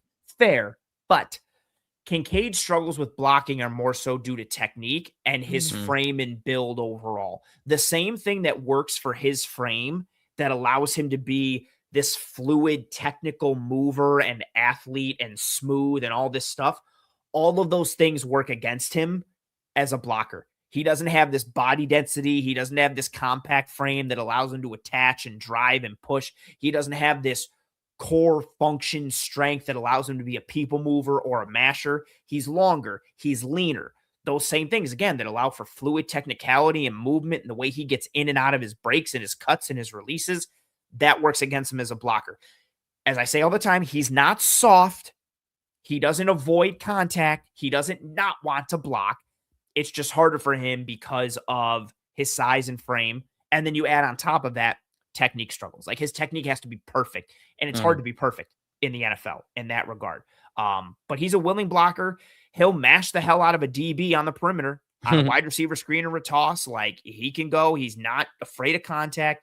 Maybe adding on the 10 to 12 pounds of muscle or whatever he did this offseason helps him a little bit, changes his frame or body comp a little bit. But the health definitely plays into it, but it's more so his size and frame and technique than it is, this dude's playing injured. Kendall, I if you have think any thoughts on that, feel free to. I think one of the more interesting things about the health conversation is the perspective of that on usage.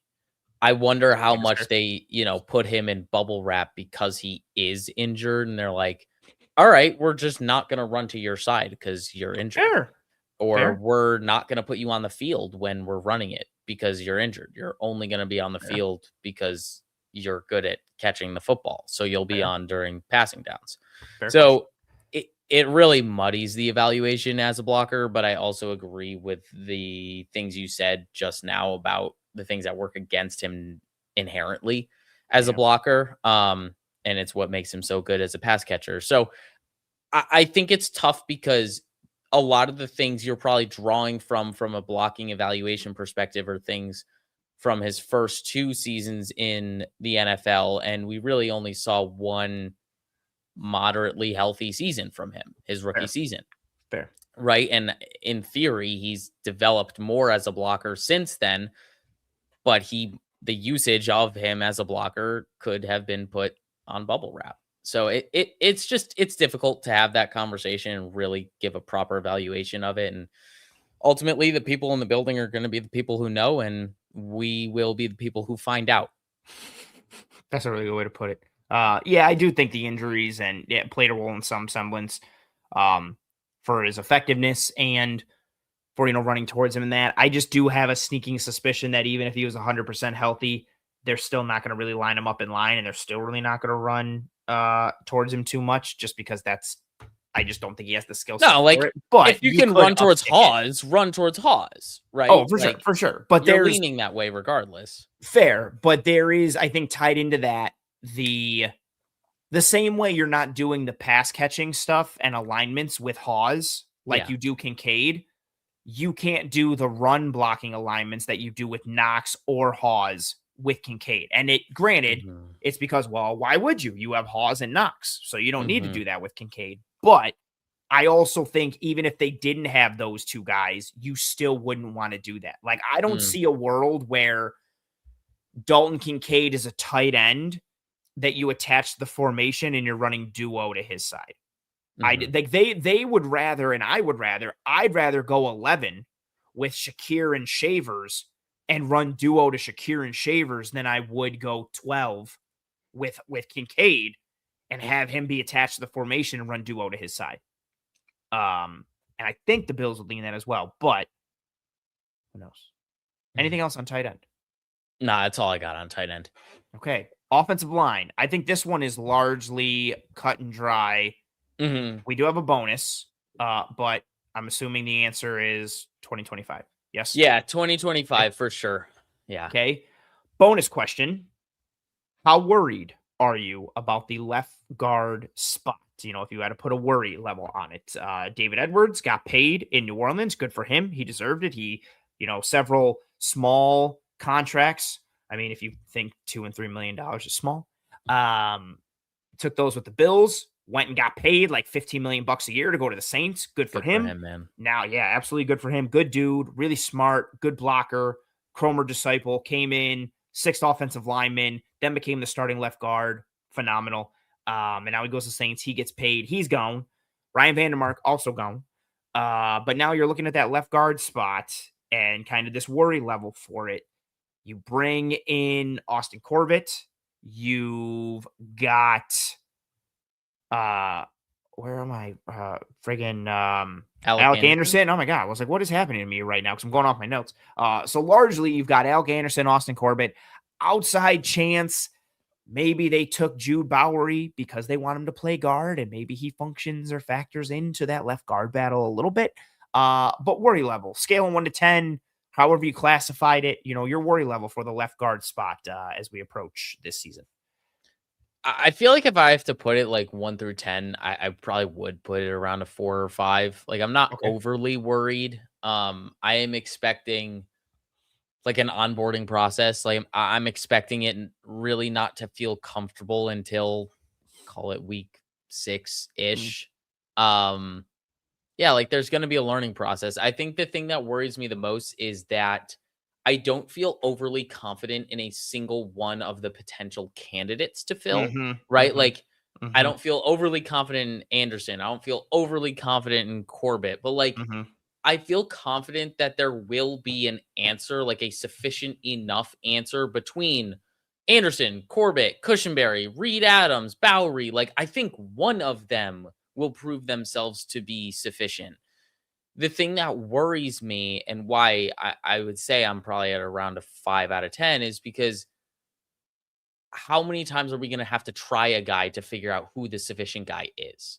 Mm-hmm. Like, how Sure. long is it going to take? And what is the impact that that has on shuffling the offensive Mm-hmm. line week after week through game planning, like shuffling through reps, all of that kind of stuff? And like you think of the platooning stuff on defense through the years that we did at cornerback, and it's just so much more impactful when it comes to offensive line. And then there's always the Sure. conversations of, oh, that left guard is so important for Dion because he's on an island and he doesn't know Yep. what the hell's going on. And it's like, however true that is or isn't, like the reality is it's a very symbiotic position group. Like they Mm. all need to work together, and I don't love the idea that we might not find the answer with the first attempt because it does Yeah. feel like trial and error to an extent Fair. to figure out who that left guard is. I do like my confidence level that there is an answer on the Mm-hmm. roster right now. I just don't like that we have to try trial and error. I think that's very well said. I'm so 10. How did you do it? Like I went 1? 1 is less worried, 10 is most Okay. worried. Okay, that's what I figured. Yeah, 10 is like, oh my god, everything's on fire. What are we gonna do? And 1 Hmm. is like, I don't have to worry about anything at all. Um, yeah, I'm at about a 6, 6.5. Hmm. I think David Edwards and his technical ability and his technique was very underrated and largely undervalued in terms of what he did. He didn't have a lot of splash plays or stuff that showed up, but he was a really functional piece. And I know that's not sexy and that's not amazing. He did a lot for the offensive line after the snap, in addition to all the stuff pre-snap with communicating to Dion and being a crossing guard out there, crossing guard out there, and an air traffic controller in terms of giving direction and communicating. Him and McGovern were very important for that. We just haven't seen it from Alec Anderson. I think Corbett is fine enough. If you made me choose right now, I'd pick Austin Corbett just because Yeah, I have same. NFL sample size. The floor is Hmm. fine. Like I think it's high enough.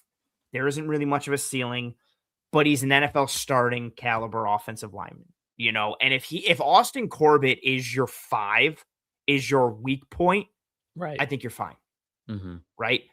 But as people have said in the chat, the compounding factor with Dion, I think, is worrisome because if it's just the left guard and it's like, okay, Austin Corbett's going to be your guy, I think you're fine. But if you're losing Edwards and Dion Dawkins also takes a step back, that's a little scary for me. And so Mm-hmm. that's what pushes me towards more like a 6.5. But I think they'll still figure out an answer. I think things will largely be okay. I am a little worried on overall, like if Spencer Brown, his injury history shows up again like it did last year, like that's what has limited him so much throughout his career. Yeah. But if we're focusing just on left guard, yeah, I'm at about I would say 6.5 because I think there is a chance that Dawkins's play slips a little bit because Edwards isn't there. And that scares me and that worries because then it's you're not creating, it's not, you're not filling one spot, you're kind of filling like 1.25, Mm. 1.5, maybe, depending on how you're looking at it or how much he may potentially Dependent struggle. on his splits. Yes, fair. Good call. Yeah, I would say Right. Tight split and more just like one. yeah. But if he's on an island, I'm like, oh, is that 2? 1.5? Yeah, 1.5. Are we looking at 3, baby? We're doubling it? Yeah. Like if he wants to play in that way, that puts more stress on the left guard. Can Corbin fit that way? Can Dawkins even play that way now because he doesn't have David Edwards next to him? There's just a lot of questions to your point that I think need to be answered that you have to play the trial and error game with. I would rather not do that anywhere, but especially offensive line. But this is where we are. I will say if there is a spot on the offensive line I'd want to do it, it is guard. Fair. That is fine. So, like, that makes me feel a little bit better about this. Like, if there's a most replaceable position on the offensive line, in my opinion, it is guard. Okay. But it's still less than ideal. Yes. I am somewhat hopeful, like, considering the way Dawkins played last year, in terms of comparing like 2025 to 2026 roster, like, I don't think it's going to get worse. I think Dion has put a lot of time and effort into retooling, reshaping, recomping his body and trying to get back to, his peak physical fitness and trying to get back to his top form. And I think he's really taking it seriously this offseason. So I do think he understands the challenge this year. He understands where he took a dip last year, and he understands the challenge of, losing his left guard. So I do think there is a bit of a accountability factor that I think we're going to get a bit of a bounce back from Dion this year. But yeah, of course, there is going to be some impact from losing that left guard. I think that's well said. Any other thoughts on offensive line before we move on to edge? Now let's get to defense. Let's do it. Defense, I think, is going to be an interesting conversation. So we're going to start outside in. We're going to look at the edge grouping right now. Again, bit of a different feel for what an edge is this year versus last year because of the defense change. But essentially last year, we're looking at an edge grouping of going down the board, not in any particular order. Javon Solomon, Morgan Fox, Matt Judon, Michael Hoyt, Joey Bosa, Andre Jones, AJ Epinesa, Landon Jackson, and Gregory Rousseau. Now, as we stand here today, we're looking essentially at an edge grouping of Greg Rousseau, Bradley Chubb, TJ Parker, Michael Hoyt, Mike Dana, Javon Solomon, I guess still in theory, Andre Jones Jr. 2025 versus 2026. Who gets the edge? No pun intended. Mm-hmm. Is it 2026 or is 2025 better? I give the edge to 2026. Interesting. Okay. Yeah, I think I kind of boiled it down to top 3 to make it easier on myself just to make a decision on like the impact players.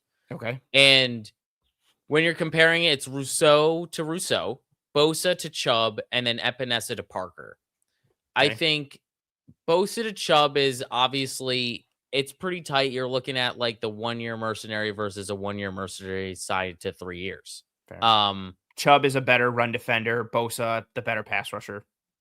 But I think based on, all the comments from Brandon Beane this offseason, it just feels like such a priority to make sure these edge rushers we're getting are 3 down players. And I think that is a bit of a I don't want to call it an overcorrection, but I think it's a correction for the way that Mm, Bosa was playing down the stretch, mhm. right? Like Bosa was sack hunting down the stretch. And I think he was getting frustrated that he couldn't quite land home as he did early in the season due to the injuries. Yeah, he had one Um, hand. yeah. And I think it was frustrating and he was getting impatient. Um, but he was selling out for the sack. And I think there was a correction made, and I think Chubb does kind of strike that well-rounded edge rusher where you're going to Mhm. get a lot of different hats from him. And you might not get any superpowers anywhere like we saw coming out of college, but he's still going to be a very serviceable player. And if he stays healthy, I think we're going to get largely the same type of impact we got from Bosa, maybe a little bit better because you're getting a Okay. more well-rounded impact. And then Parker, I just think there's a higher upside from him to Epinesa. I think that's very simple and plain. Um, Even though I he's a rookie and though he's unproven and we don't have any NFL sample size for him. I really liked his tape more than I thought I would. The Okay. the 3 down once again, like the 3 down appeal to him was Mhm. very interesting to me. He feels like someone who can really understand like setting the edge, playing with physicality, good hand usage. I didn't think he was like overly flexible, but he was flexible enough if he Mhm. had to be. Mhm. Um but like there's enough technicality and physicality in his game where I'm not really concerned about him hitting the ground running, especially as a depth player. Like he's not Okay. intended to be a starter. So I'm not concerned there. You think about the impact we felt from Epinesa last year. I think he can do that this year. And of course, there's more potential to grow as the year progresses. And Okay. then the kicker is Solomon, because I Okay. actually think Solomon gets an upgrade in this scheme. I Like agree. we get to actually see him potentially bend around the outside shoulder and do some of the things that we saw him do at Troy. I mean, obviously he does it in an unorthodox way because of his archetype and his size. Mhm. Mhm. But at the end of the day, it's more of a natural scheme fit, and I think that does upgrade someone who was on the 2025 roster and the 2026 roster. So, Fair. yeah, for me, it's a slight upgrade, but I do think I'd give the edge to the 2026 edges. I'm gonna talk out of both sides of my mouth here. I if I'm saying if we're you going off a projection, right, Yeah, of what which we is think guys part can of be, this. Yeah. then I would say 2026 because I do like TJ Parker.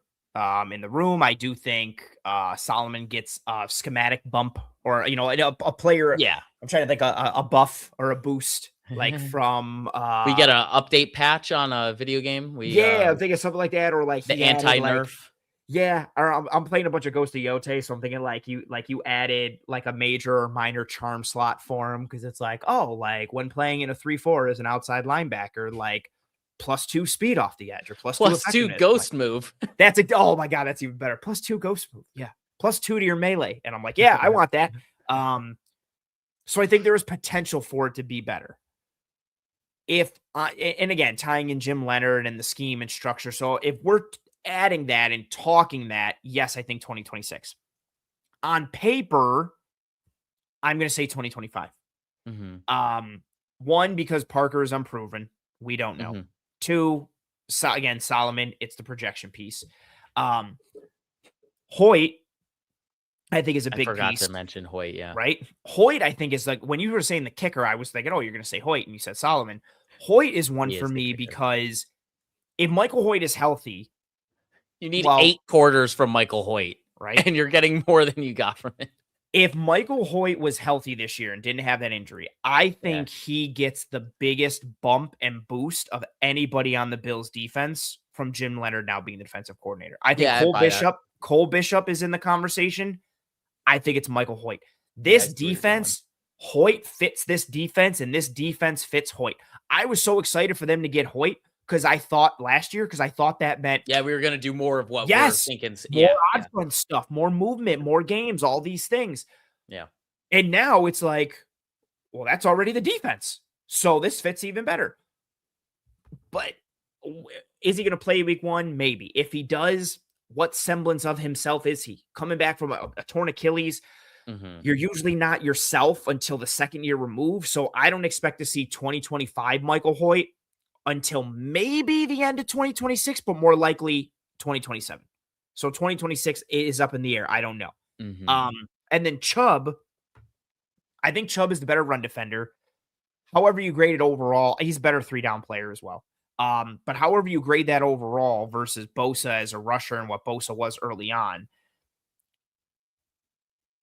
before Bosa hurt his hand in that same Chiefs game where He Hoyt was tore his good. Achilles, Joey Bosa, Yeah. by pressure rate, win rate, total pressures, sacks, he was largely top 10 across the board from a Honestly, volume kind of and crazy. efficiency He's standpoint. still unsigned. Yes, it is. I think he's waiting for kind of somebody to bite the bullet and pay him what he wants, or he's doing the whole like, I don't want to go, the old school thing of like, I don't want to go to training camp. So I'm Yeah. waiting until somebody gives me an offer in like week 2 of the preseason. But Bosa as a pass rusher last year before he Yeah. hurt his hand He's good. was very much the edge one that they needed as a pass rusher. They don't have that on this team. I think Groot is still a 2. I think Chubb is a 2, but the bonus or the buff with Chubb is better run defender, can play on all 3 downs. This defense is a good fit for him again. But overall, again, my whole thought is just on paper, I give the edge, no pun intended, to 2025. But I give also to, the comment from Charles Bosa was also top 10 in overrunning his gap and allowing monster runs.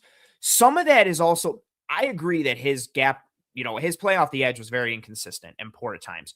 Some of that is also the defensive adjustment and the lack thereof. Like they also put him in spots where he had to read the mesh point and he guessed wrong, which A happens to lot, guys yeah. at The times. read Like, option issue, yeah. He got caught on a lot of yes, those, and that's like it's just part of it. And he's not a yes. quick mover anymore. No, and there were also times too, where he's taking the jump and he's like, okay, let me try and knife in, make a play, and it's like, but that happens to guys from time to time. I don't think he was top 10 in this way. I think my frustration was more of with Bosa is everybody takes the run defense stuff and the play down the stretch and forgets that he was everything the Bills He was wanted him to sick. be and needed him to be before he broke his hand and could only Yeah. use one hand, and he had a club Yeah. on his hand. I always remember McDermott yelling at him. I forget what game where he's like, wrap him up. And Bosa like looks at his hand and looks at McDermott like, I can't. I don't have a hand. I've got a club and a cast on my hand. I can't do that. And I remember being like, Sean, what are you doing? He broke his hand. He can't do that. So I think they've taken a step up as a run defense from the top 2, Bosa and Chubb. Chubb and Groot versus Groot and Bosa. But I think they've taken a step back as a pass rush unit off the edge. And again, scheme and structure, yes, I think Leonard makes them better. There is projection in all this, but if we're talking just paper, I lean slightly towards 2025, even though I didn't really love 2025, which says something about 2026. Yeah. But if we're including Jim Leonard and projecting guys in the scheme and system and projecting a rookie in TJ Parker, I will take 2026. So I do agree with that, but it's just more projection and hope than it is proof of concept. We know what this is type of deal. Yeah, it was tight for me, but yeah, I think I gotta go with the projection. Like Which is fair. Admittedly didn't even like the TJ Parker pick when it happened, but the more I watched the film, the more I was like, I get it. I see why they liked him. He's the fit for the 3-down player that they just love on I the didn't edge. dislike him you and I talked so much that whole weekend as we do.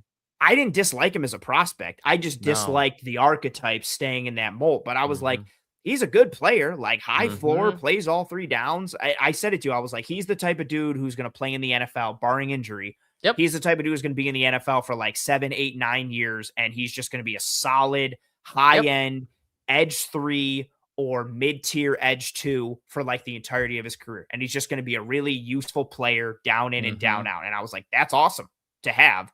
And I think he's in the perfect role right now as a rookie. Like that's where it really fits for me is I think he's got such a great launch pad for a rookie season where I think he's going to maximize his development this year. Whereas, different situation, like a lot of people were trying to peg him to the Chargers and it's like, he might have to like produce right away if he was on the Chargers. But right now it's like, you can really learn behind these 2 guys and get in there and pin your ears back when you have to. Yeah, and I think he's in the mold of what Chubb was coming out, and maybe not 100%. Yeah, very similar. Very similar. Yep, get to learn from that dude from a play style standpoint. And I mean, hey, if the NFL draft, if people's 2024s, I'm not even going to make this as broad as I could or clever. if 2024 TJ Parker was in this draft class, he would have been a top 10 pick. Or a Yeah, top the 5 Deion Walker conversation. Yeah, 1,000%. Yeah. So Bean loves those guys. he does. And I mean, I get it. Like, take a shot because if you get the upside, if you get the ceiling, that's awesome. And That's he's a huge still win. young relative to all of these like old COVID transfer guys. Like he's still a Fair. younger prospect for, I guess, the contemporary draft that we're in. Fair. Yeah, I think that's fair. So yeah, if we're including projection from a scheme standpoint and a rookie standpoint, I'll take 2026. If it's purely on paper, I lean 2025. But I respect your answer. Good answer. That's our Anything else? first differ, right? That's our first differ. Kind of, because I do agree with you, but I'm just holding to what we've done before, which is not projecting and just going pure off paper. Yeah, but And that's our so, first differ. I mean, yeah, I guess that's fair. Because if we include projection, I agree with you. But if not, and I'm yeah, this operating is the way where I have before, this is where I deviated. Like I so you just cheated. yeah, I just I mean, Yeah, what am I gonna do? Like just not count Parker though, you know? Because like at that fair, point, you just like can't count him. fair, Right. So I fair. just kind of had to compare, I guess, his college tape to what I know Epinesa to be. That's fair. That's Yeah. fair. You cheated. I mean, we didn't do that for wide receivers, Yeah. but hey, go ahead, cheat. Yeah, You're a I cheated. liar. I thought I didn't even so talk highly about of you. Skylar Bell. I thought so Like highly of you. I invoked him, but didn't talk about him once. I I I invoked him. didn't go into anything on him, but his name was mentioned. His name definitely was mentioned. You could talk about it if you want. I'm just over the No, I Skylar don't. Bell I discourse. don't Okay, need good, thank to. you. Like we established that 2026 is better, honestly, Yes. without Yes. Skylar Bell conversation. Very true. I next position group, interior defensive line. For the sake of this argument, this is essentially anybody in this year's defense that is not an edge player. So this is, Yeah. whether you're a 4-eye, anybody who plays inside the edges, anybody who plays inside the end man on the line of scrimmage is included in this conversation because, in the odd front stuff, they'll be, guys will be a defensive end, quote unquote, but then in the even front sub package stuff, they're going to be back to being a 1 and a 3 tech like they were in previously under McDermott. So it's all the same thing, to a degree. But last year's group, Ed Oliver, Larry Ogunjobi, Daquan Jones, Fedarian Mathis, TJ Sanders, Zion Logue, Jordan Phillips, and Dion Walker. This year's interior grouping, again, including the defensive ends in the odd front base look, you are looking at TJ Sanders, Landon Jackson, Dion Walker, Fedarian Mathis, Zion Logue, Ed Oliver, Dwayne Carter, Zane Durant. A couple other guys you could potentially throw in there too, but I'm not include like the baseline bottom depth chart guys. The interior defensive line grouping. And granted, one of them is, two of them technically are kind of movers a little bit schematically with Sanders and Jackson. 2025 or 2026? What do you got? This sucks because I didn't like 2025, but it's 2025. Okay. Yeah, like I think we're getting a downgrade this year, but this is a projection potential opportunity. Like this is a massive, like they could totally pull the wool over my eyes on this thing. Like, because I like TJ Sanders, I like Dion Walker, I like the idea of beefing up Landon Jackson. I actually think it suits his skill set better. I think you kind of revitalize and save Dwayne Carter's career a little bit by adding some weight to him. Okay. Kind of weird, convoluted way of saving his skill set and finding a role for him. Yeah. And then obviously you throw Zane Durant into the mix and like there's projection potential there. So it's a downgrade, like losing Daquan Jones. Larry Ogunjobi was bad last year, but like what he was as a player prior to Buffalo, like you assess that at this time last year, you're like, oh, I see what this could be in even front defense, penetrate, shoot the gaps, that kind of guy. Obviously, he wasn't that guy for us, but he was not. I still just I have more confidence in that roster, even knowing how it turned out. I would have had more confidence in that defensive line group than this. That said, like I am very excited to see the potential of a lot of these guys. Like Mhm. mainly people like Landon Jackson and TJ Sanders, to be Mhm. totally honest. Those are probably the main two that I'm most excited to see the development and the usage of those guys in this new system. Yeah, the Landon Jackson one is so interesting because we were both very, I guess intrigued isn't the right word by them drafting him. It was just like, oh, okay, another guy, same archetype, and we know he can't bend that edge, but we know he plays with physicality. We Mhm. know he has length, Mhm. and by adding some size to him, we know he'll be a solid run defender in the middle. And Mhm. will he still be agile enough or explosive enough with the added weight to kind of bully around the guards or on the inside shoulder of the tackles? It's going to be interesting, but ultimately, like, it's just a lot of room to grow type of roster. Fair. I'm Your answer is interesting, especially from the projection standpoint. I already didn't wanna answer this, like, and then, like, as I, like, did it and, like, went through and, like, okay, like, put actual notes together instead of just my thoughts, like, I didn't wanna answer it even more.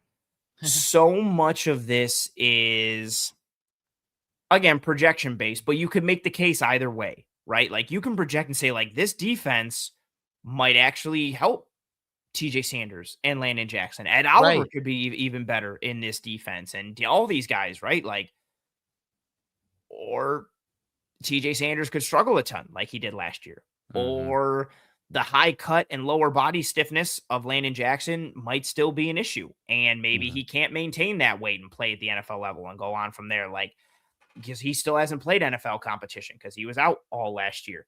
Um, Dwayne Carter, this could be better for him, or he could still be just very largely ineffective like he was early on.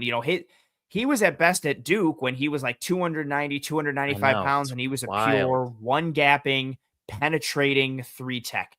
But like Now, post Achilles, does it yep, make sense? Just add some weight if he's going to lose explosion. sure. But he's never had a game that's allowed him to, okay, read run schemes, Yeah. anchor, take on double teams, reduce my surface area, use my hands and move and mitigate displacement. And now he's what's he gonna be? A nose? Is he gonna be one of the four eyes? Like, how does he there's again, you could make the case that this works out better. You could Yeah. also make the case that it ends up significantly worse and it's bad. Um, it's hard for me to compare them because last year's I was just very down on last year's, right? Like, but at least I knew what it was.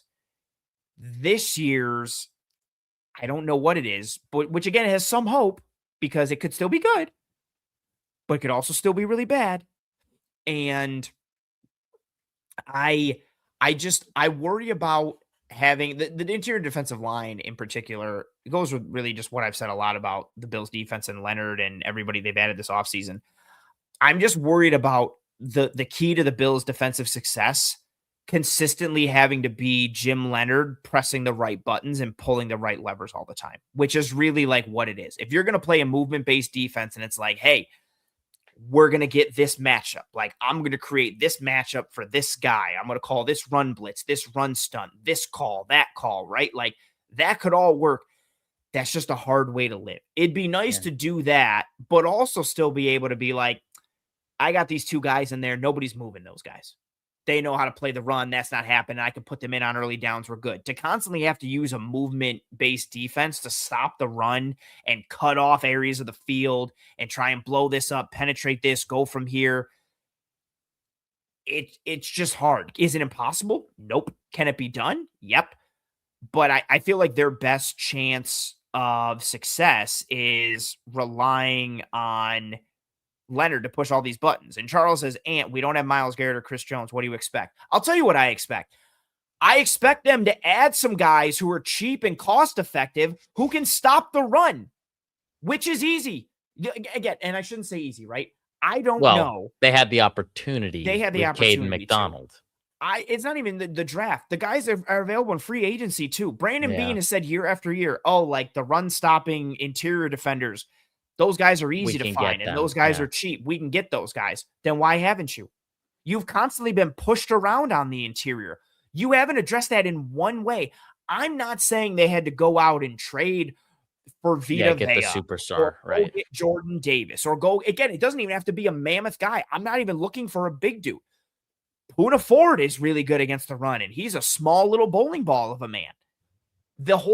They could have addressed more of a run-based interior defender to go along with the movement pieces and the movement elements, and it wouldn't have sacrificed the rest of the guys. Like you didn't have to go with Zane Durant. You Mhm. could have, again, I don't know. Maybe they offered Kyrus Tonga. Maybe they offered Roy Lopez. Maybe they wanted DJ Reader late. Maybe they wanted one of these other noses potentially. I'm not going to speak. And I've said that a ton of times, right? We don't know. They could have Mhm. offered Roy Lopez the exact contract Arizona offered him, and he could have said, no, I want to go back to Arizona. They could have offered him more money, more years. And he could have been like, you know what? I appreciate that offer. I still want to go back to Arizona. We don't know. I'm giving them the benefit of the doubt. But to get pushed around like they did last year And against the not run address it. and Not not only address it, not address it, lose Daquan and not address it. yes. And you already had issues with it last year. Like Daquan was fading. Mhm. And I it's just worrisome. And I know they don't have Myles Garrett or Chris Jones, but you still could have supplemented specifically the run defense aspect. Pass rush, I think, is a different beast, right? It's like harder to get those guys. It's harder to hit Yeah. on those guys. And Which I I understand. agree with why he keeps going to that well for Yeah, that reason. Like and the I get that. philosophy of, oh, it's easier to get the run stoppers. I agree Yes, with, but you made a good you got to point. get Like, some. then why haven't you Then why gotten haven't you any? gotten some? That means you don't want them. And even Yeah. with pass rush, I can understand, hey, we've got some capable guys, but we're going to game up offenses on third and on passing down in distances and situations. We're going to game them up. And I can be like, okay, it's hard to do that against the run Yeah. consistently. At a certain point, and you can even make this case for the pass rush too. At a certain point, you need somebody to get you a bucket as a pass rusher. Yeah. Just At a play certain straight point, up. yes, at a certain point with run defense, you need somebody who ain't getting pushed. And it Mhm. doesn't have to be 6'2, 330 pounds. It could be 6'1, 305, but they're good at reading blocking schemes. They're good at reducing their serve. It could be Kobe Turner, who I would Yeah. love for the Right. Bills to get, as he's an upcoming UFA this offseason. We'll see if he gets out of LA. But it could be in Charles. So you say win with numbers. They can add players to gaps. It then that hurts you on the back end in terms of the coverages you can play. If you have to sacrifice bodies to stop the run, you are now limited in coverage. If you have to sell out with numbers to stop the run, sure, you can gap out, you can load up the box, you can call all these run blitzes. That then leaves you vulnerable on the back end because you can't, just a basic thing.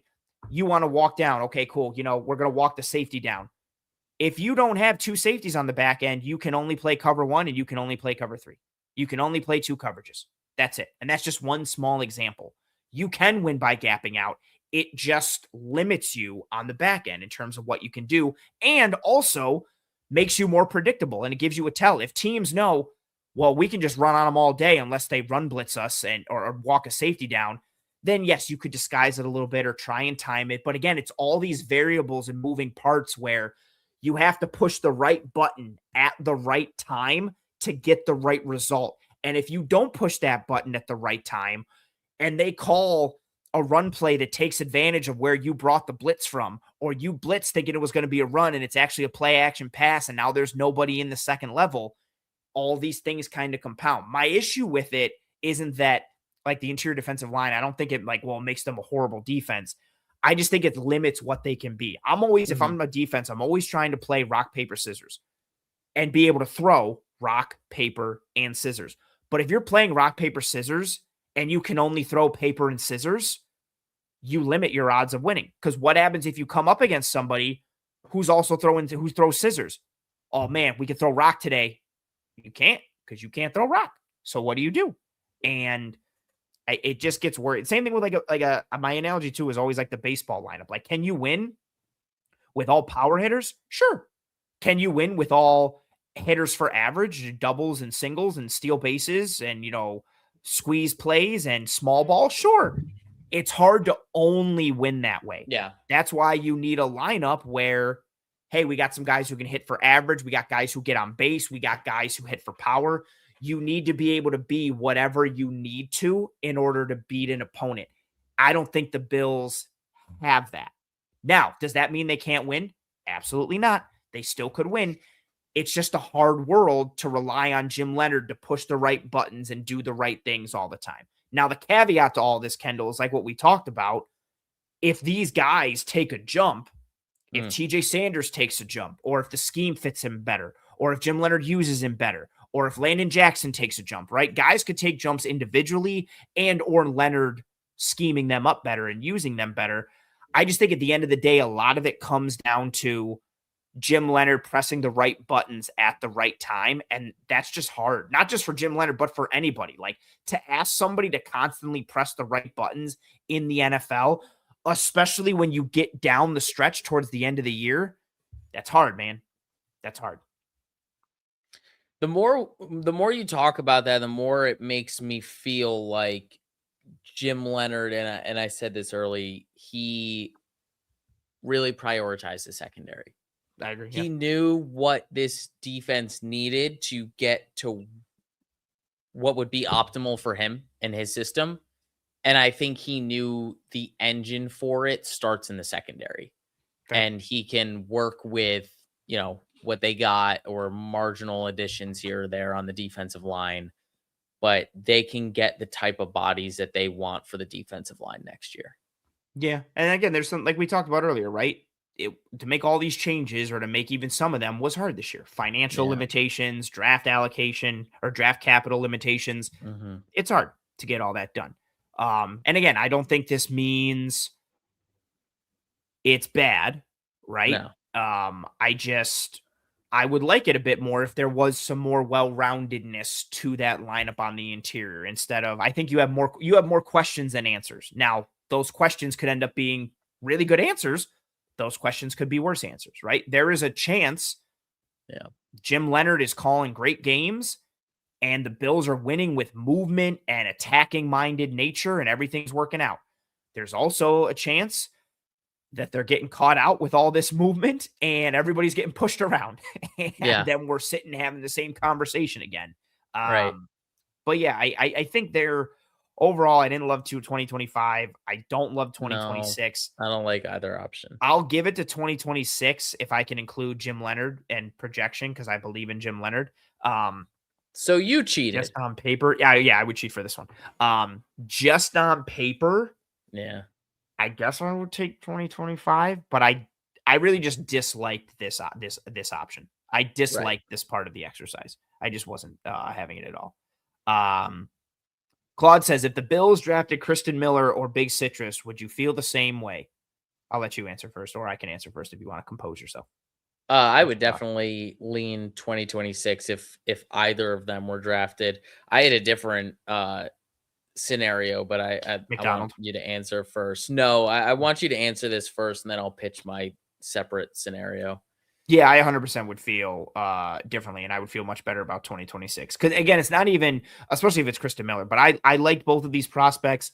I just want this skill set somewhere in the defense. One, I think it can act as a force multiplier for the rest of the defense. But two, I also think it helps free up Deion Walker to go do some stuff and move around a little bit and kind of get to maximize his skill set a little bit and do what you did at Kentucky where he's in the A gap, he's in the B gap, he's a shade, he's head up, he's lined up in a wide 9. What the hell is happening? Like, I just think that skill set is important. It is from, and as the conversation is saying, like, maybe he didn't want those guys as much as they think. I'm not saying he did. I'm saying they could have laid this out and said, hey, we don't have the money for this. This is the way it's going to be. And so he said, fine. I also just don't completely buy that he came in and talked about having run defense be the foundation of the defense and winning on early downs and knowing he came from a defense that had DJ Jones and Malcolm Roach and these guys up front. And then he came to the Bills and was like, yeah, I think a front of TJ Sanders and Landon Jackson is completely fine. And again, they could be. Maybe he really loves them. I just think that's a high bet. And if he thinks that, God bless him. He could 1,000% be right, and I could be 1,000% be wrong. What I'm also saying is, it doesn't hurt to get some variability added into that. Like, I don't think it hurts you. It doesn't take away from the movement nature of the defense if you added somebody whose main skill set is run defense and displacement mitigation. It doesn't hurt you, whether that was a 4-eye, whether that was a nose, whatever. It doesn't hurt any of that. You can, that's my bigger thing too. Like, you can still do all the movement stuff, but you also have this other guy who can do this other thing, which is fun. And instead it's just like, nope, we're not going to do any of that. Again, I think that's the larger conversation, right? Like, did they want that? Did they not? How much money did they have? Or, what emphasis was this? Maybe they didn't want this at all. This is exactly what it was. And maybe that's the case. If that is the case, I do trust Jim Leonhard. I'm going to go ahead and disagree.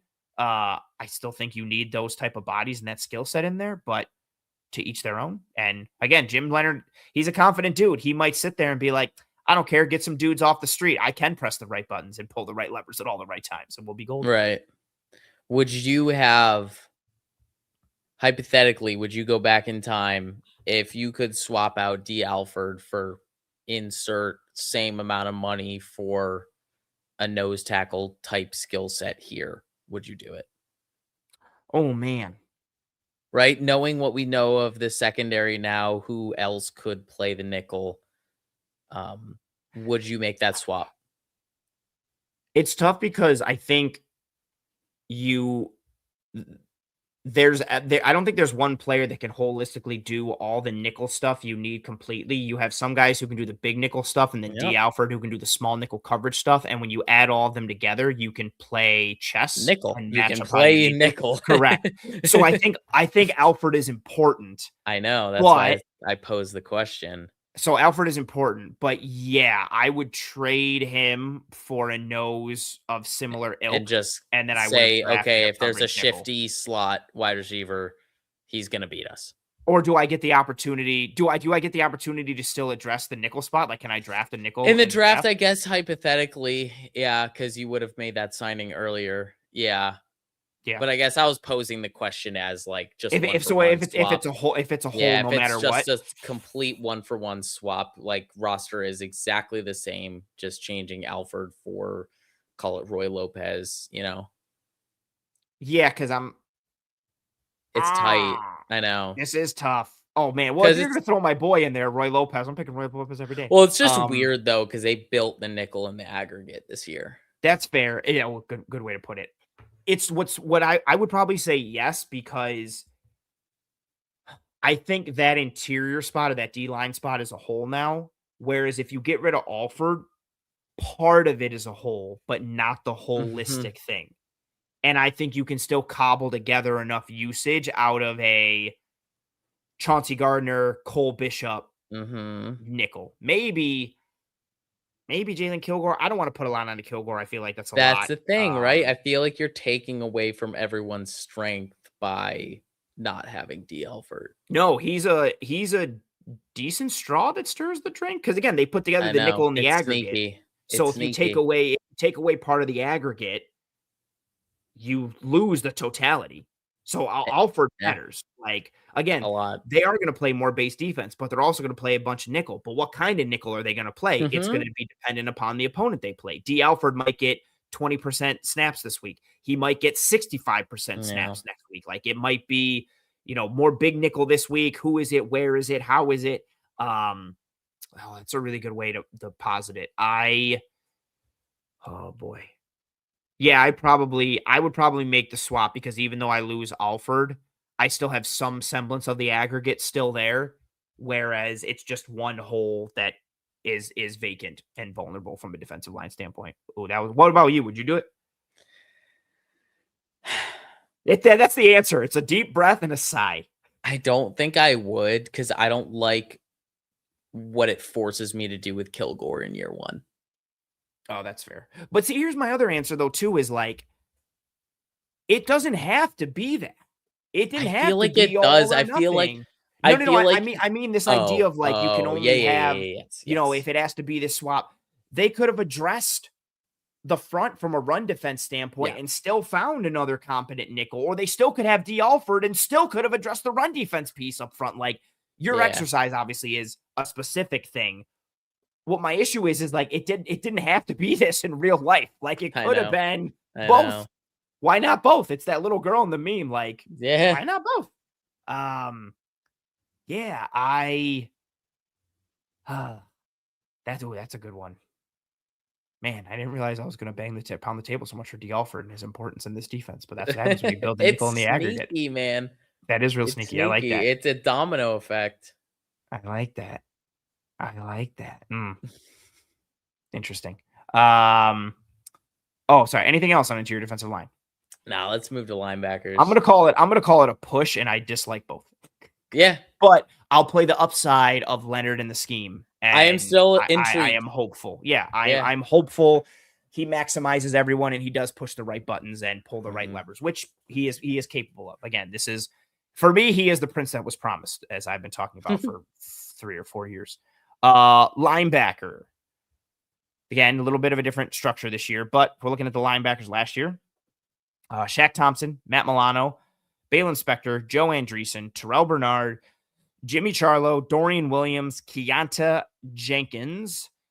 This year's linebacker grouping: Terrell Bernard, Dorian Williams, Caleb Elarms, or Joe Andreessen, Keonta Jenkins, Jimmy Charlo once again. And then some depth guys down the pike after that. So 2026 versus 2025 linebackers. Where you at? I'm going with 2025, and I think it really does stem from losing Milano and Thompson, believe it or not. Like, Agreed. even as long in the tooth as they were, it's just a better group. You Agreed. kind of know what you're going to get. I do think there's a numbers perspective that also plays out just in the scheme change, which kind of plays to 2025's favor because there were just more guys on the roster. You need more linebackers. That is fair. Um, but I still just think it's going to be projection heavy this year, right? It's going to be rooting for no injuries for Bernard. And he stays on that development path he was on outside of the injury realm. Yep. And then Dorian, you're hoping on development from Dorian Williams. And I really like Caleb Elarmsor. I really do. But once again, he's a rookie. The same way I really like TJ Parker. At least like when I was doing the whole edge comparison, I had someone somewhat equivalent to make the comparison with between TJ Parker and AJ Epinesa. There really isn't that comparison for me this year. You're comparing Elarms or to Dorian Williams of last year, I guess. I think that's probably the closest thing you can do. And I mean, I like it. I feel like he could do that in year one, Caleb Elarms. I don't like the position it puts the starters in right now. I just think the starters are kind of asked to do a little too much. You're expecting full health from Bernard, and you're expecting a jump in, well, consistency from Dorian, because I like a lot of what Dorian offers, but we need to see it on a consistent basis, and we haven't seen that yet. I'm right there with you. I think Terrell Bernard sees a boost this year because of the scheme change. Sure, yeah. And because of potential health. But again, if we're going to muddy it by doing projection and scheme, that muddies the conversation. But purely on paper, yeah, it's 2025 because, you knew, granted, Bernard got hurt, but you knew what Terrell Bernard was, or you thought you did at least. You knew what Matt Milano was, and you knew what Shaq Thompson was, right? And that's a solid top three. Now you're going to Terrell Bernard, Dorian Williams, who's never been a full-time starter, and the only time he has started is because guys have been hurt. And then, behind him, is it Eeyore? Is it Joe Andreessen? Like, that's kind of scary. If Bernard goes down, it's Eeyore and Dorian Williams, and like that could be sweet. It could also be scary.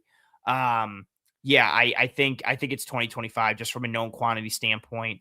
I would love to kind of Joe's comments earlier, he said, I'd really like Shat back. Shaq Yeah, it would back. change. It might change my answer, to be totally Yeah, honest. because even when he said to 2025, and he said, but get me one more vet and I could be swayed. If they Yeah, were to bring back Shaq Thompson, I would feel significantly better yeah. about 2026.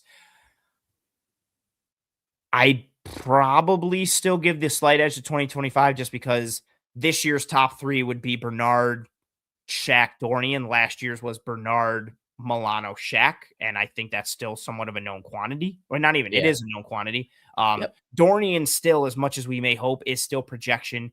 Eeyore is very much 100% projection. Mhm. So I think you have to go 2025, which I don't love saying that. This is the position group I've talked so much about interior defensive line in the front.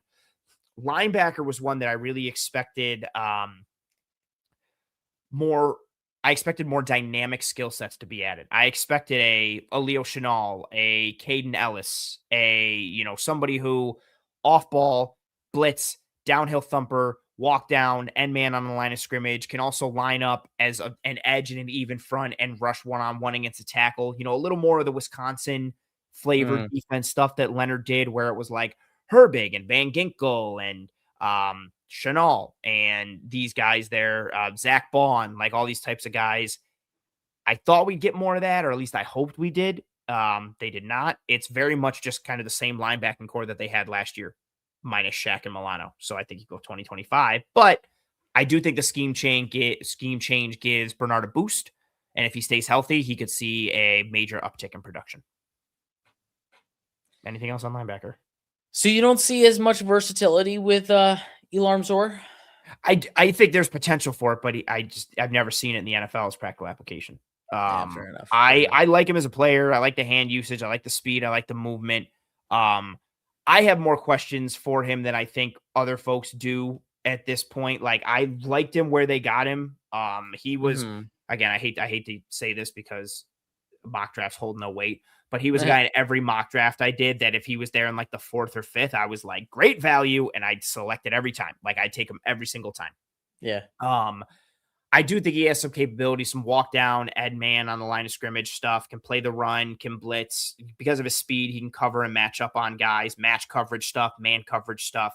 I just think the feel and zone coverage isn't there right Yes. now. Yes. And I don't think for as physical of a guy as he gets talked about, I don't think he's like a thumper. Oh, I He's didn't see almost that either. yeah, no, like he's physical in terms of like he uses his hands and he sheds and he moves. I love that he stays square. I love how he's always like compact in his lower body and moves and is squatty and has like the thick lower body and frame.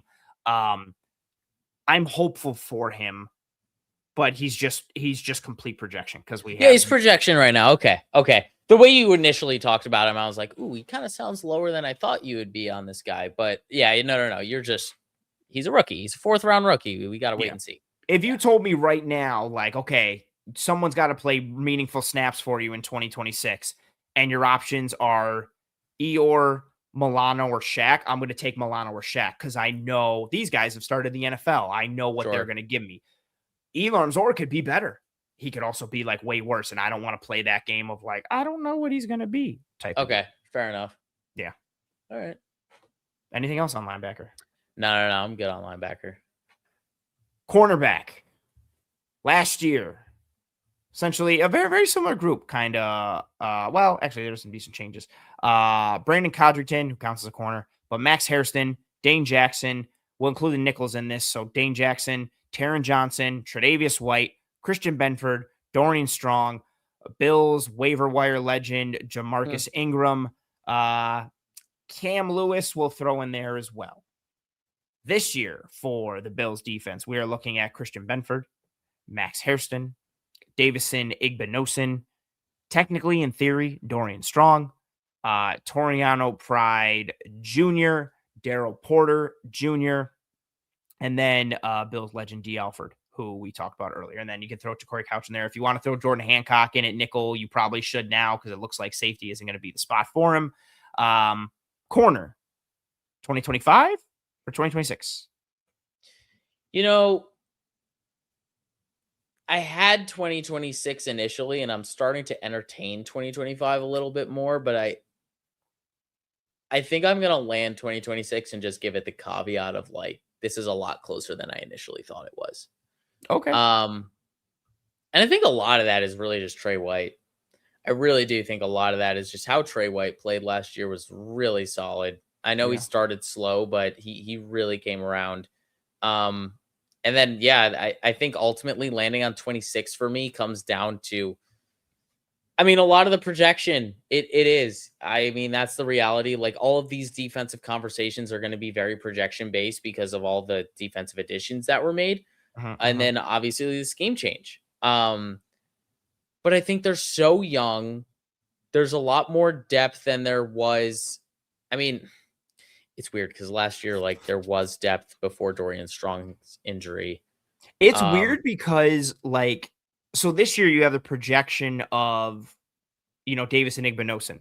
mhm. But last year you had the projection of Max Hairston. Harrison, And you exactly. had the projection of Dorian Strong. Yeah. So I'm very like this one I called a push because I didn't like and I think you can make the case either way, but like now it's Yeah. because now your CB2 this year in theory, right, is Max Hairston, who still is kind of a projection I know, I because was he just didn't gonna play say a that. I lot was as a gonna rookie. follow with that. So your CB2 is somewhat of a projection in Max Hairston. Even if you like Davison Igbinosun as your CB2, he's even more of a projection. Mhm. And then after that, Dorian Strong might not play football ever again. And then it's Daryl Porter Jr. and Toriano Pride Jr. I from will Mizzou say, at I outside. wonder how much my hindsight bias of knowing what Taron Johnson is now and how great of a season D. Alford had is Hmm, influencing this. fair. Um, I feel like that is like a big part of this for me, and just generally having a lot of confidence in Hairston. But it's That's tight. fair. You're right. Like it's so close. I think a lot of the youth in this room is really what's driving me to say 2026 and kind of playing back to that point on being so matchup based. Yeah. Like we can really play to whatever wide receiver core you're playing that week with the 2026 roster versus what we had in 2025 was okay. If you have a bigger guy, we can put Benford on him, and if you got a smaller shifty guy, it's going to be either Harrison or White. Now you Oh, can kind of play you with got that. 2 big guys? Oh, we're out. Yeah, exactly. But now it's like, oh, you have two big guys. Like we can match up with that. Oh, you Yeah. have one shifty, you have one big. We can match up with that. Now, if they have two shifty, we can't match up with it. Yeah. But Yeah. not a lot of teams have that. What scares me a little this year of like the 2026 aspect is, like so Benford Hairston, and again, Hairston is still, I don't know, half Yeah, slight projection, slight projection for sure. right? Davis and Igbinosun, all projection. And then after Davis and Igbinosun, who's CB4? Yeah, there's still a depth Is it now concern. technically I wonder, is CB4 on the outside D Alford? Mm. If push See, comes that to might be shove, matchup dependent. right? Or like is there break glass in case of emergency card like, hey, if those dudes get banged up, D, you're going to the outside, and then we're going big nickel all day. Like it's not an ideal situation, but that's what it is. Because I don't see, no disrespect to anyone, and again, a lot of this is Dorian Strong's neck. I don't see a world where you're an NFL team and your outside CB4 is either Dorian Strong right now at this stage with his neck, Daryl Mhm, Porter Jr., or mhm. Toriano Pride. Right, For a team that talks so much about like corner depth and all this stuff, like you literally don't have a CB4 right now. right. And I so think if it is D. I think you're right, right. I think it, it's D. it Alford, and then if you really have to play that smaller nickel, I think it's Hancock. fair. Yeah, and then Hancock goes in nickel, D goes outside, like because I just don't Big see. nickel stays exactly the Yeah, same as is. same. Because what do you do? Like right now, if Hairston or Benford goes down, or Igbinosun, because those are the top three, right? Mhm. Your CB3 is Dorian Strong in a neck brace, Daryl Porter Jr., or Toriano Pride. Yeah, That can't happen right now. yeah. Like so, my thought is okay. D Alford is corn, but again, that that all to funnel that into our conversation. I know people don't like Dane Jackson, and now we're going to have the hindsight conversation of what Eh, happened in that Denver game. But like, you at least knew, like, okay, Benford, Trey, Dane, Hairston.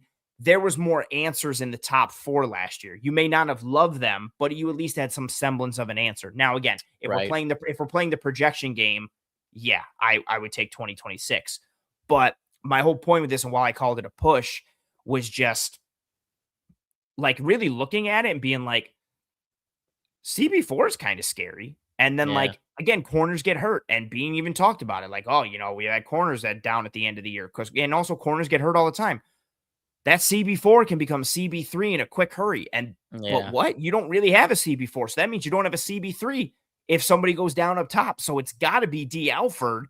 But again, that speaks to, I think, some of the scariness. And so it's like, okay, how do you weigh that versus, yeah, this is a good point here from AMP716. Might be Yeah. me here. The roles were more defined last year. Yes. And even if you didn't love the player there was some semblance of a floor, and you knew kind of you could get some usefulness out of that.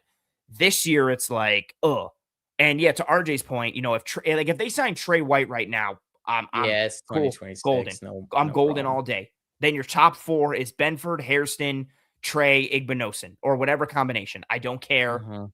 I'm golden. I'm cool. But yeah, CB4 right now is scary, and CB4 again can turn into CB3 in Very a quick. Yeah. hiccup. One play. And so that's like, okay, well, it's got to be D. Alford. But then Yeah.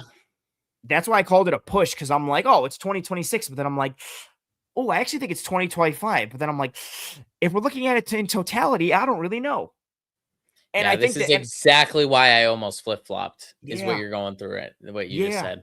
And I went through it in like the notes for the episode, and I was like, screw it, I'm just gonna stay with that conversation point. And I was like, oh, hopefully Kendall will have some more concrete, conviction. I And you didn't. didn't. You're in the same I boat as me. didn't. I'm So in there the we go. same boat. Like, I had conviction, and then I was reading my notes as you were teeing me up, and I was like, I don't have as much conviction as I did Same. when I initially wrote these notes. Yeah, I came It's into tight. this thing then, like, even like I initially came in thinking 2025, because I knew of, okay, max some projection, Igbinosin full projection, CB4, meh, meh. But then I looked at like 2025, and then I was like, well, Max was a projection. And then Mhm. like Dane is meh. Trey, I thought would be a Trey I loved in camp. And I was like, okay, he can actually be a rotating CB2 or a high end CB3. This is cool. Um, but Max was still a projection, although his projection was probably CB3 or CB2. Dane Jackson, love him or hate him, mostly hate him for most people, I'm guessing, is a better CB4 last year than they have right now. But if it's D. Alford, that kind of works and is fine, but then that complicates the nickel thing. So it's all just muddy and convoluted, and I Yeah. didn't know how to parse it. So I just called it a push. Push on depth. Push. Anything else on CB? No, that stinks. I don't like that. That's what I just put in my notes. I should just put like, I don't want to answer this one. Thank you. It's better than IDL though. I'll say that, but that's a low bar. Yeah, I think that's fair. Yeah, that is a low bar. Safety. Last year,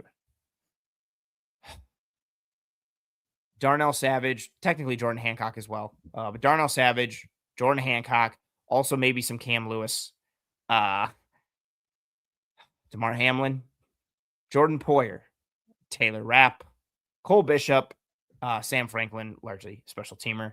This year's safety group: Cole Bishop, Chauncey Gardner-Johnson, Geno Stone, Jalen Kilgore, DeMar Hamlin, Sam Franklin Jr. Safety, Kendall, where you at?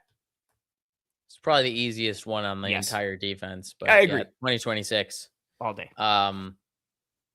Yeah, there's depth. There's still special teams players. Yep. Like Geno Stone's gonna have a tough time trying to make this roster now, it seems like. Um, well, I he'll have wonder a harder who. time making this roster now. But yeah, like Yeah. you think about what it started as last year, and you're essentially replacing any combination of Poyer and Rapp for CJ Gardner Johnson and Jalen Kilgore. I Like, take it every time. win. You could have. You could just have Cole Bishop and Chauncey, and I would take that over the entirety of the safety group last year. You could have no other safeties on the roster, and I would Oh just yeah, take those just be two. top heavy. Yeah. Yeah, that's it. Yeah, Geno Stone is interesting. I don't love him, but like if we're As going, depth, are you kidding? Yeah. yeah, and if we're going big nickel, maybe he gives Sure. you like 7 to 11 snaps a game that kind of matter. And a guy who tends to find himself in the right place at the right time, we don't let him try to Yeah, tackle true. anyone ever. Hmm. And we don't try to put him in any spot where his lack of athleticism or foot speed can be an issue. So he is limited, but guy who can kind of be at the right place at the right time. Okay, fine. And yeah, and who knows? He could lose out to Jalen Kilgore. That's fine. Honestly, too, everybody will probably yell, I don't hate DeMar Hamlin as like safety 3 or safety 4. I don't want to see him on the field in big nickel, but if he's like a true depth safety, I got oh no man, problem with depth safety. Cole Bishop or Chauncey went down. I'll start DeMar Hamlin for a game or two. I don't love it, but okay, that's fine. And yeah, that might not even happen with Stone or Hamlin if Jalen Kilgore is the truth, which is also a Right. possibility. But I think the pairing of Bishop and Chauncey, again, this is I'm not even getting into the scheme aspect of Jim Leonard, which I think amplifies the safety room that much more. Um, Even if this was Sean McDermott's defense, I like the pairing of Chauncey and Bishop so much more than Bishop Yeah. and Rapp. Like, Yeah.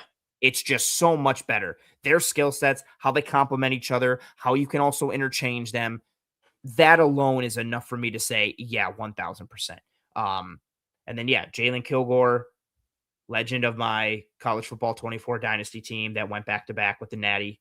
Always have a special place in my heart and did some fun stuff on tape.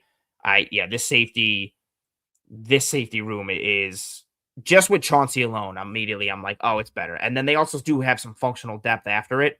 And if Kilgore is anything, it's a cherry on top, and I it's hands know. down. It's hands down even more. Kilgore's like the funnest part of honestly the whole draft for me because I mean, there's just so much endless possibility of what he could become. Yes, I really hope he has time to develop and he's not asked to do much more than just a specific role in year one. fair. And, whatever. If injuries happen, injuries happen. But I hope Yeah, he doesn't get forced onto the field for really meaningful stuff until like week 8-ish. yeah. He needs to Um, marinate. They need to let him simmer and cook a little bit and play a defined role. Again, this is a dude exactly. who, Like I especially if they're want gonna, him on the field a little bit, but yeah, like you said, defined role early. yes, there needs to be some semblance of like some bumpers for him on the lane this Right. year. And again, especially considering like the heavy majority of his college snaps were as a box safety or a big nickel or like an apex slot defender. Like he was not, Mhm. oh yeah, I'm playing split field in quarters or cover 2, and I'm the single high post safety in this in cover 1 or cover 3. Like, so he needs to see the field from Yeah. depth and read it. And then also, angles to the ball in the Mhm. run and in the pass, reading route combinations and route distributions and playing. Yeah, I'm excited to see what he does. The preseason is going to be fun just because like he'll probably get a Yeah. ton of burn on that True. defense. Like It's I gonna be don't great for him. anticipate Bishop and Chauncey aren't going to get a ton of preseason snaps. Kilgore's probably playing like 2 to 3 quarters every single game at safety. Probably. Which is really They fun and built this exciting. room out really well for preseason now that I'm looking at it. Yes, it's a fun preseason room. I will take, Jalen Kilgore getting those reps at safety nonstop in the With Geno preseason. Stone should be helpful Yeah, too. right. Or even yeah, Kilgore and Hamlin, Kilgore and Stone in the preseason. Fine, cool. Why not? Let's see what we get. Yeah. Um, yeah, I like the safety room. I think it's intriguing. Top down, and then you get some fun aspects from a depth standpoint with Kilgore. Yeah. Anything else on safety? No, that's it for safety and fun group. I'm excited for that I changeover. agree. I'm gonna edit the last banner. Special teams. How do we feel for the Bills special teams this year? Again, you've got your, Sam Franklin is still there. But I know a lot of people are going to mainly hear special teams and think, oh, punter and kicker situation. Last year, multiple kickers. Matt Prater was really like your kicker, but it was Yeah. Bass, Prater, Michael Badgley gets like a roster cred for them as well. Now you're sitting here looking at a kicking aspect of just Tyler Bass. We'll see what happens with him. And then punter, you've got Tommy Doman, you've got Mitch Wisnowski behind him. We'll see what happens with punt return, kick return. Last year, of course, Ray Davis, all-pro kick returner. Looks like he should be able to reprise that role once again. We'll see what we get from a punt returning aspect in terms of who fills it. And again, you still have, gone are the days of the special team aces across the board where the Bills had like 3 or 4 of them. Now it's really like Sam Franklin and then a bunch of athletes across the board. But how do you feel about special teams? Would you take the 2026 crew or the 2025 group? I kind of feel like I'm leaning 2026 because of some of the rookies. Okay. Like from an athleticism perspective, I kind of feel like on kick and punt coverage, there's just a little bit more upside there, specifically on those 2 teams. But if you're talking about specific specialists, it feels like it might be a wash or even like a downgrade. I mean, there's something to be said for we don't know what version of Bass we're going to get. Exactly, and we don't know if Doman's gonna be better than Wisnowski. Correct. And we don't even know who the punt returner is gonna be. Correct. And, Prater was actually a pretty good kicker last year. Yeah. So, yeah, it was so funny because I was like, am I really going to have this conversation about special teams as I was like putting in my notes? I'm going to give it to 2026 because of the overall special teams nature. To your point, again, I know we've talked about projection and this and that, but yeah, I do think the kick and punt teams are going to be so much more athletic. Yeah, and it's like, even though it's like, oh, it's projection, it's still special teams. Like, just go be athletic and violent. Like, that translates. That should be fine. So I do think from a coverage unit standpoint, I like 2026. The specialist is where I have the question. In theory, Tyler Bass is healthy. He's back to pre-injury Tyler Bass. But is he really healthy? Also, does he have the yips still where he can't like make kicks? You said it. Like, you're not supposed to say it. I'm sorry. Like, hey, does he have the yips? Like, I don't know if he does. Why is this so funny to you? You're not supposed to say yips, man. Why not? It makes it worse. Does it? But I'm confronting it. And now I'm fighting it in the light. Yeah, so for that way you. It makes it easier for you to watch. But it's still, no, that makes it worse. Like, instead of, we're not doing he who must not be named. Just say Voldemort. Stop giving his name power, man. We gotta show that he doesn't have that control over us. Yeah. But yeah, what version of Bass do we get? Mm-hmm. In theory, Doman is sick and he locks down the job for several years and we don't have questions at punter, but I don't know, maybe he's a nightmare. So I think there's questions at the specialists. Mm-hmm. I'm going to call it a push because the specialists are very important to special teams. Right. But I think the potential for 2026 is higher. And if you forced me to pick one, I would pick 2026. I agree that the coverage unit specifically is like what would push me to 2026. But the specialists, yeah, they're very important. And I just don't know what I'm getting for my specialists this year. Yeah. I mean, the coverage units can be great, but if we don't have a kicker who can make a friggin' kick, that's a big problem. And then if we have a kicker who can't make a kick and a punter who's wildly inconsistent, those are both very bad. Or you could just go for it on 4th down every time and never worry about either kicker. I'm down. That's fair. Why not? My South Carolina dynasty did that multiple times. I will ask you, Kilgore, did you have him in the slot? What do you mean? Oh, like for the Bills? No, for your dynasty, were you lining him up in nickel or deep? Yeah, but only because I had Emin Worry that first year, Emin Worry, and actually I played Kilgore a decent amount as like a true safety year 1 along with Emin Worry, but they had another safety who I forget. But I'm big into like the DB aspect, like my recruiting. I always started there. My first year, I got the number 1 corner in the class.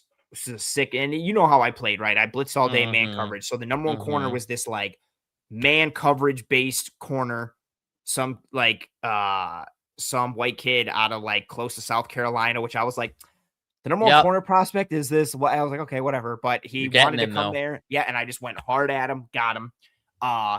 And then I got two really good safeties, my freshman or my first year, I should say as well, that I then started as true freshmen the next year. And bumped him down to And then I nickel. bumped Kilgore, down because I was not. I don't know how. I wish I could go back and like look at like the analytics of it. I called blitzes to stop the run and against the pass.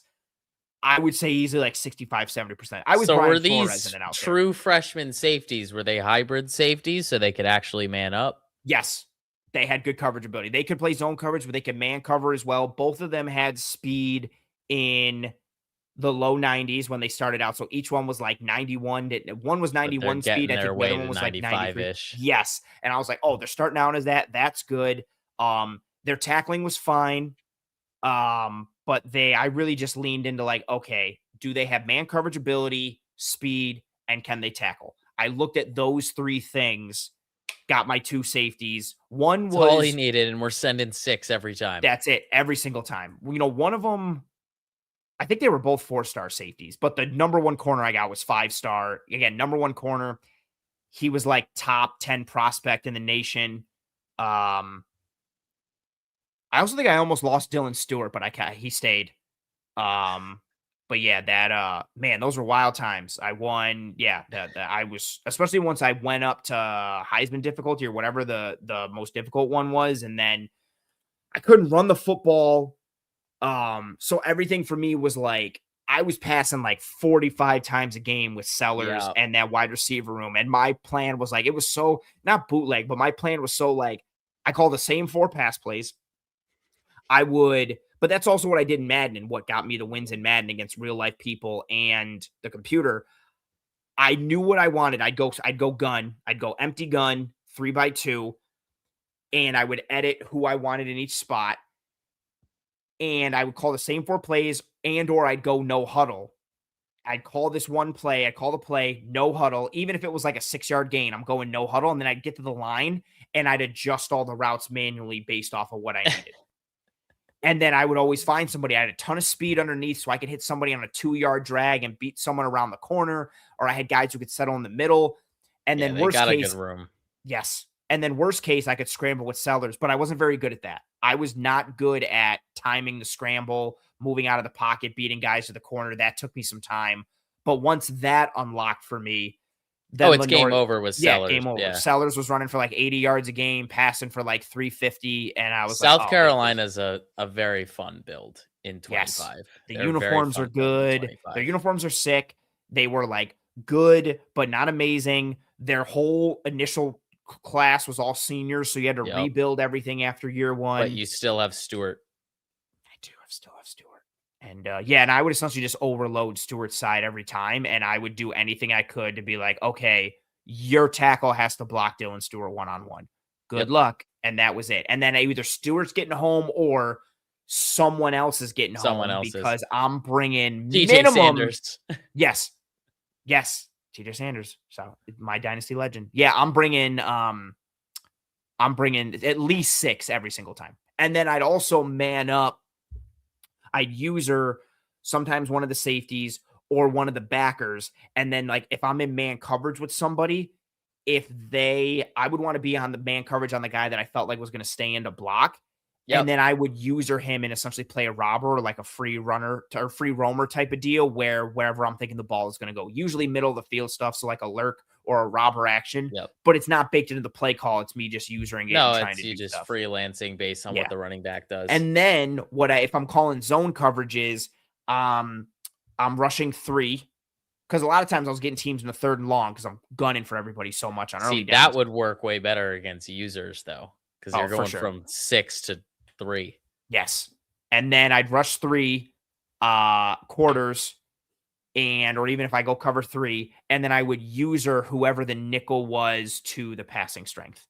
Didn't matter if it was to the boundary or to the field. If it's trips into the boundary, I'm using the apex player into the boundary every single time. And then I would sit him if I knew, okay, it's 3rd and 8, I would take him and just back him up, and I'm just sitting right at the sticks. And I'll wait for everything. I got mad user picks with Kilgore. I think, I should go back. You should check if you set the single season. I may have won. I think I won the Thorpe with Kilgore because I had like 7 interceptions, like 3 defensive touchdowns, and then he had like 5 sacks because I'm playing slot Yeah, blitzes and because you're doing. doing blitzes. Yeah, I'm going nuts. It's essentially like I essentially just was Brian Flores for college football, and I attacked nonstop because I couldn't. Zone coverage kept throwing me off, and then some of the match coverage stuff would work. Oh, it doesn't work in that game. No, Yeah. and especially for the first one for 24. So I finally got pissed, Yeah. and I was like, "Screw it, live by the sword, die by the sword. I'm either gonna get got or I'm gonna get you." And more often than not, I got them, and then I just leaned into it. So once that started working for me mid year one, I was like, I have to stay this route. And then I was like, okay, that means my safeties have to cover. That means my nickel has to cover. Everybody's got to be man coverage capable on the back end. And then I need speed and tackling ability everywhere as well. And that's all I scouted for. And I went after it. They're a fun one. Built a legend. They're very, very fun dynasty to start. Back to back natties. And then I lost in the playoff in year 3 off some stupid foolishness, and then I was too mad to go back. And he's never been back. No, I had like all these like random drops and like stupid. I think I had like 5 or 6 turnovers in like the playoff game, and I lost like at home. I was like, this is like you guys screwed me on purpose. A good Like, send off for Dylan Stewart too. Yeah, that's exactly what they wanted to do. They wanted to spit on my Dylan Stewart send-off, and they were like, oh, you want a 3-peat? No, it's not happening. And I don't even remember who I lost to, but it was somebody not like... first round type stuff, like Old Dominion. Yeah, somebody like not good, like where I was just like, I got this. And again, it probably wasn't like I was playing and it's like 1 a.m. in the morning, and I'm just like, la, whatever. But like... And I didn't have I'm not the type of dude to be like, screw this, I'm shutting it off, I'm going to replay it. Like, I just took it as is, and I was like, yeah, I lost. And then I just went to sleep, and I woke up the next day, and I was just mad. And I was like, no ambition to go back. Yeah, because I wanted the 3-peat, and they took it from me. Oh, man. Anything else on this Bills roster, this Bills team? No, I just got so entrenched in college football talk. I lost the plot. I'm surprised everybody stayed in to hear about us talk. Great. Vegas swept Colorado in the Western Conference Finals, and I just died a little on the inside. Fantastic. Vegas shouldn't have even been there. It's like 30 friggin' wins, tons of loser points got them in. The quality for them was not there, but I guess they turned it on in the playoffs, and they went to the Stanley Cup. Somebody who always has quality and never has to turn it on because it's never off. One Pie Pizza, the best pizza in Buffalo, New York. I don't just say that because they sponsor the show. They sponsor the show because I think they are the best pizza in Buffalo, New York. Sweet sauce pie, cup and char pepperoni. If you get a variety of toppings, they'll chop them up. They'll sprinkle them evenly across the pie. Delicious sweet sauce, homemade red sauce, great cheese to sauce ratio. You take a bite, everything stays in place. The cheese doesn't come off. There's no disconnect. It's not messy. It's just quality. It's delicious. They will make it to your specifications. If you want a little crispiness, if you want more doughiness to your crust or to your consistency, anything and everything, they got you. Great breakfast pizzas. They also have really good salads as well, if vegetables are your thing. A tremendous catering division called Elevated Catering of Buffalo. I talk about it all the time, especially with summer coming around. I have them do multiple events for me every summer. They do not miss. I always get some pizzas attached to it as well. But they just do actual like real meals, chicken and rice dishes and salads and homemade mac and cheeses. Their food is phenomenal. Everything they make is phenomenal and delicious. And they also do a bunch of good in the community every year as well. Toys for Tots, partner with Roswell to knock out cancer, partner with the SPCA, the Alzheimer's Foundation. They're really good people, making really good food.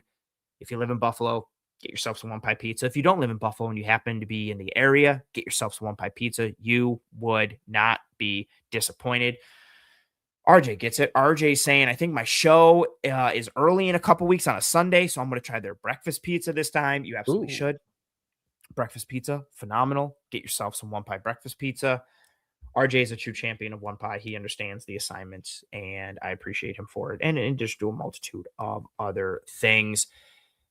Kendall, I appreciate you for stopping by. No surprise that we went long on this episode. I appreciate you taking the time and out of your very busy schedule to sit with essentially 3 hours on this one and wax poetically about our college football online dynasties and all of these things. And in addition to the roster conversation and chat that we had, you were phenomenal as always. And I love being able to talk ball with you any chance, whether it's these official fashions on camera and on stream or all the unofficial ones that exist in the text messages that happen between us literally every single day at random intervals as we have different availability in different forms and fashions. And then the West Coast versus East Coast time difference. But Yeah. yeah, you're awesome. I know everybody loved seeing you here again. So thank you for taking the time. Thank you to everyone who watched and joined us live. Before you leave, please, please, please, thank you. Drop a like on this video. Likes are the lifeblood of these streams. If you are watching post live, that's cool too. Please rate and review and subscribe to this guy's coverage and drop a like on your post live view. If you are listening on one of the podcasting apps or platforms, I messed up my outro. That's where the rate, review, and subscribe comes in on the audio platforms. But if you're here on YouTube, turn on notifications for the Disguise Coverage playlist. Subscribe to the Cover One YouTube channel. Likes, word of mouth, all that stuff. If you enjoy this episode, tell your family and friends and loved ones about it. If you hated this episode or hate me or probably hate Kendall, tell your enemies about this episode and try and ruin their day by making them watch it. Thank you to everyone who tuned in live, post live, whatever have you, whatever form or fashion your support comes in. I am sincerely grateful for it and thankful for it. So thank you very much, everybody, for tuning in. Thank you very much, Kendall, again, to you. Without you, I would have probably still done this episode, but I would not have enjoyed it anywhere as much as I did doing this with you. So again, thank you for taking the time and being awesome as always. Good night to you, Kendall. Good night to everybody in the chat. We hope you and your family, friends, and loved ones are all doing well and staying safe. Be kind to one another. Take care of one another. We will see you when we see you. Godspeed. And as always, go Bills.